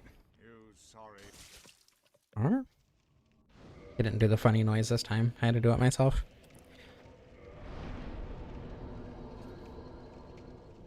I'm gonna say it one more time because we're getting to the end of the stream, and there are a few more people than last time. I didn't kill Nito. Never mind. We're not getting to the end of the stream. So that means there's time. If you... I completely forgot about Nito. What the hell? If you're enjoying the stream, I would really appreciate a like. It lets me know that I'm doing the right thing. It does a lot for the algorithm. God, if I had done Nito first, you would have been here, Vin, for Calamite. I'm so sorry. Anyway, it does a lot for the algorithm. It also lets me know I'm doing the right thing.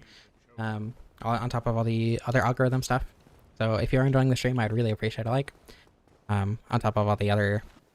You can give me money if you want to, but if you don't want to give money to YouTube, there's also a Ko-fi link in the description and everything. Also a Discord link in the description if you would like to join the Discord server. A lot of really cool queer people who like Dark Souls there. Why don't I advertise private VPN? Because first of all, I haven't gotten an offer from them. But if I were to, I'd have to do a lot of research to know that a VPN provider is trustable, especially, you know, today. I think using any VPN is extremely dangerous right now.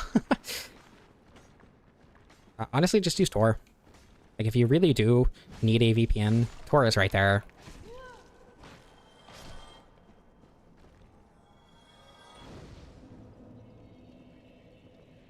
Yeah, like, the Opera VPN is garbage. Do not use the Opera VPN, for instance. Yeah, I don't even know how safe Tor is anymore, to be honest. I would assume it's still fairly safe, but I've never heard of Movad. Not stream through Tor. I don't use a VPN to stream. I actually don't use a VPN at all right now. Should probably change, admittedly. But yeah, Tor is the only VPN that I know of that is safe at all. Tails OS? I'm pretty sure, yeah. Tails OS is, for those of you who don't know, is a Linux distribution that is very, very focused on privacy. It's meant to be run off of a USB stick, so, you know, no installing to the hard drive, no permanently saving anything on any computer. Very, very privacy-focused Linux distro. For those of you who that may concern for the activities that you would want to do via privacy. Oh. Are we gonna get phase 2 Nito? No. Tragic.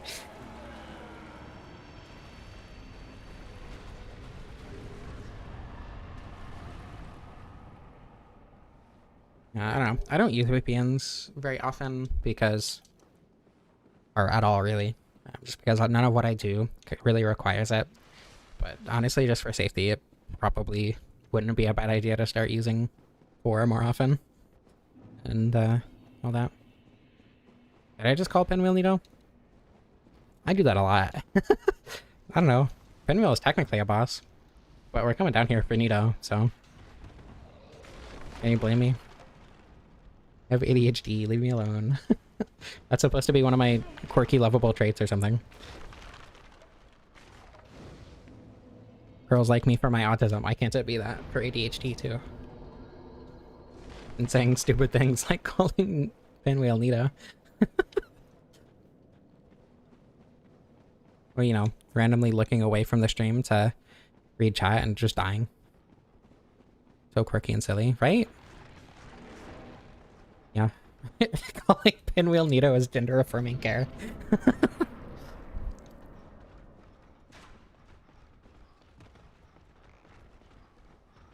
ADHD is kind of debilitating. ADHD sucks a lot. I have unmedicated ADHD, so it's even better.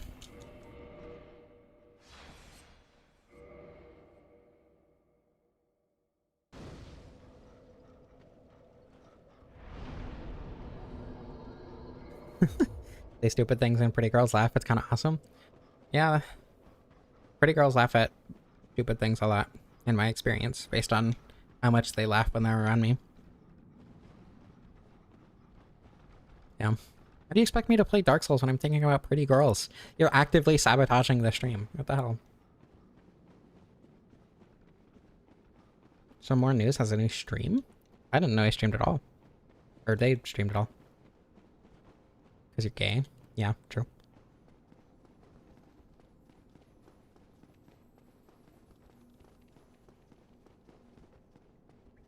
Need that Nito death for bingo?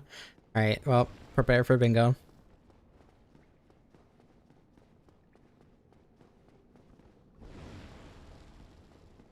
Based on my experience as a pretty girl. I mean, I guess if I am a pretty girl. Damn. I can't, okay, that's the problem with that, is I can't deny it. Because then I'd be insulting my headmates.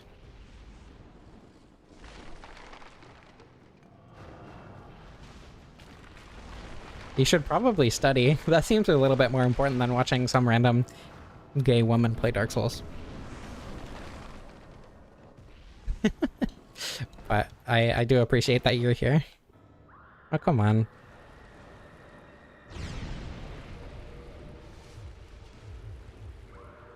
Really? God damn it. I was mashing the roll button, but I wasn't there fast enough. You know, calm down. Oh my god. Stop!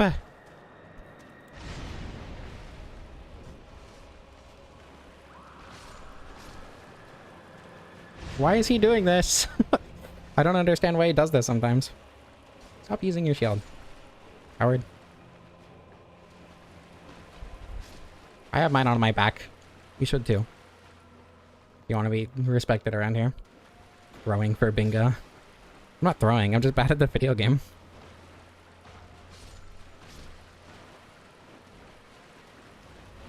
Okay. Really? Don't think anything has priority over a gay ADHD when I'm playing a very autistic video game. That's fair. I can't say anything. Lest I be a hypocrite. Yep. The sweep on the R2 is really nice for stuff like this. Uh-oh. I think I get hit. Yep. Damn it.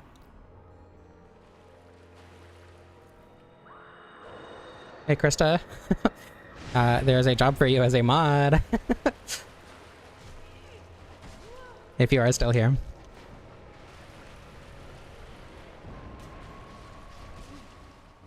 Excuse me. Excuse me. Stop it. Professional, by the way. Yeah. I do this for money. So technically that makes me a professional.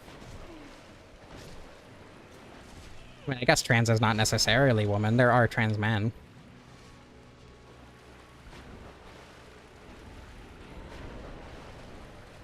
What do straight people need VPNs for? Sorry, what do transphobes need VPNs for? What the hell? You can't ban? Okay, 1 second. Feel free to time out for a couple minutes while I finish the Nito fight.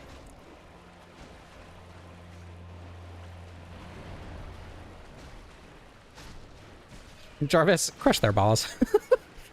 True. Here we go. Okay, Ito done. User banned. Cool.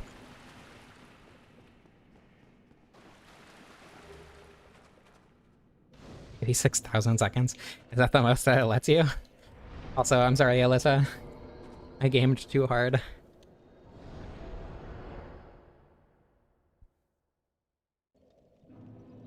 Okay. 2 levels in endurance. That's extremely useful. Oh, I should have stayed at level 69. I'm sorry. I didn't even notice.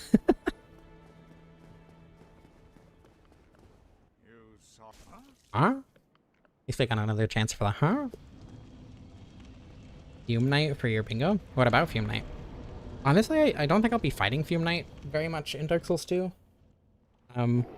Streams, specifically. Just because he's so far. Like, Broom Tower is the longest DLC for me.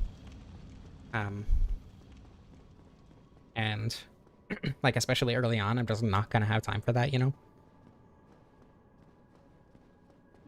Like, there's a chance, but I don't think it's gonna be very often. I don't think it's gonna be often enough for bingo.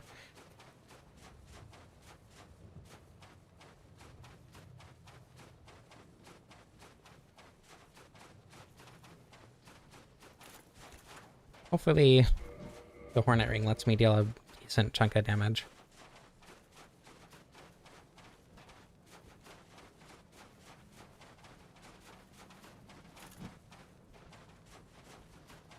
Fishing unsuccessful?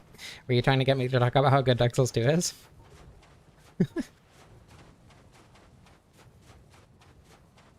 Some of your favorite Souls locations. I mean, Elysium Lace is good. I don't like Broom Tower very much, just because it's kind of just a linear combat gauntlet, and that's really not to my taste in Dark Souls, especially Dark Souls 2. In terms of, like, all of Dark Souls 2, I think Shulva, like Outer Shulva especially, but Shulva as a whole, is my favorite of the DLCs. No, I think Elysium Lace is my favorite of the DLCs, but in terms of level design specifically, ignoring everything else, I think Broom Tower is my least favorite, and Shulva is my favorite. Fume Knight isn't as hard as people say. I mean, he's not. Same with Artorias. Oh, you mean that specifically? Like if I talk about that in the Dark Souls 2 streams? Yeah, Broom Tower just doesn't do it for me, personally. This is going to be a lot of parries.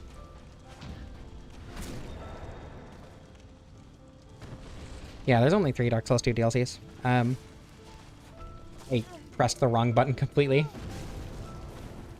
But there's also... but in terms of, like, all of Dark Souls 2... Oh my god. I think... God damn it. I think No Man's Wharf is probably one of my favorite levels. I think the idea for Dragon Shrine is really cool. Dragon Shrine is like a super interesting idea for a level, but it doesn't really work out, in my opinion.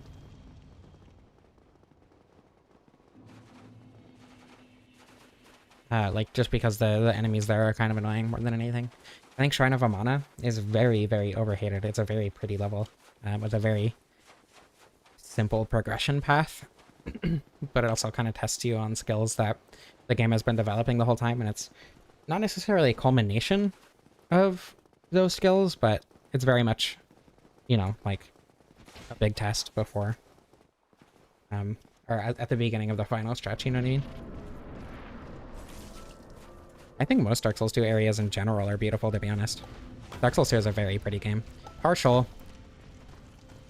Oh my god. This is tragic. I think Phase 2 Fume is pretty easy. Compared to Phase 1 even. Because Phase 1 Fume attacks a lot faster. Phase 2 has a couple annoying moves, like the AoE with the ball ring. the ball ring. But there's also, like, the extremely slow sweep that screams at you. That's like his easiest attack to dodge by far. He doesn't have very much, or he doesn't use his second sword for quick, like, thrust follow-ups or whatever. So he's just, like, not very difficult in Phase 2. You also just get, like, a lot more attack opportunities in Phase 2. What I'm gonna do I'm gonna beat this guy up real quick. Get it real quick. Then I'm going to take the time to save my location here so I don't have to do the run back anymore. Or location. Oh my god, I just opened my... Okay. I just opened a random program that I have for recording certain things. I agree that it has the best variety of environments. I think, Cade's Tower of Flame is my favorite looking level. The Dragon area is very, very pretty.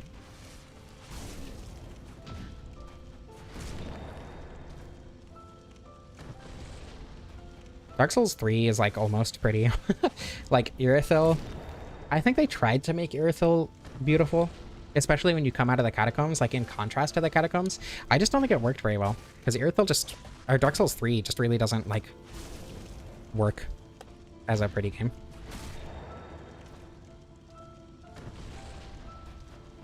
Yeah, real quick, because I was going fast. I'm glad somebody got that joke. It's like my magnum opus, honestly. Yeah, Dark Souls 2 or Dark Souls 3 just doesn't have enough color. Yeah. It's very desaturated. And it just doesn't look very good most of the time. Like, I get liking the way Dark Souls 3 looks, but I don't.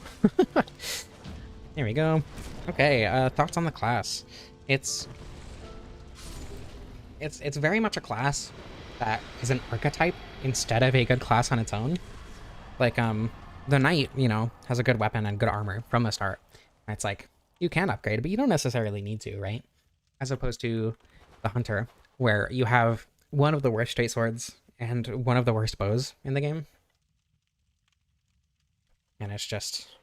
Hold on, actually, I'm gonna... Oh my goodness. Let me get a black bow plus 15 just to see what the damage is. Or the, not the damage, but the AR is, because I think... I imagine that the short bow is better. Okay, short bow is 77 plus 238, so plus 85. Okay, no, never mind. The black bow is actually significantly better, even considering attack speed. But like, not using better weapons with the hunter is just making your life worse. Like, if you want to go with this playstyle at the beginning of the game, your only choice is the hunter, because the hunter is the only one that starts with a bow. But you can get the composite bow extremely easily, extremely early, and that's just kind of the best bow in the game. What do you mean bows are horrible, except in Dark Souls 2? Dark Souls 2 bows are easily the worst in the series. And Dark Souls 1 bows are easily the best in the series. But yeah, if you want kiting with a bow, it's good early on. But again, you could just get the composite bow super early. It's super easily without any sequence breaking or anything. So this is just kind of a wasted class, unfortunately, in my opinion. It's probably the worst one, just because it has no place, as opposed to the other classes, which very much do have a place. It kind of just teaches you an archetype. Bows in Dark Souls 3 have so many glitches and so many cheeses. Yeah, that's true. But they're, like, just in terms of normal fighting, they're not very good, you know? Dark Souls 1 archers, or, sorry, Dark Souls 1 bows, are by far the best. Best Dark Souls 1 archer class is starting anything but hunter and running straight for the compound bow. Yeah, probably starting warrior and going for the compound bow. Hunter's got the best starting pants. Not my personal favorite, but I get it. Only good for the bow slam. That's funny. Anyway, I'm gonna go eat. So thank you all so much for watching. I hope you enjoyed. I love you all, and I don't know how to end this.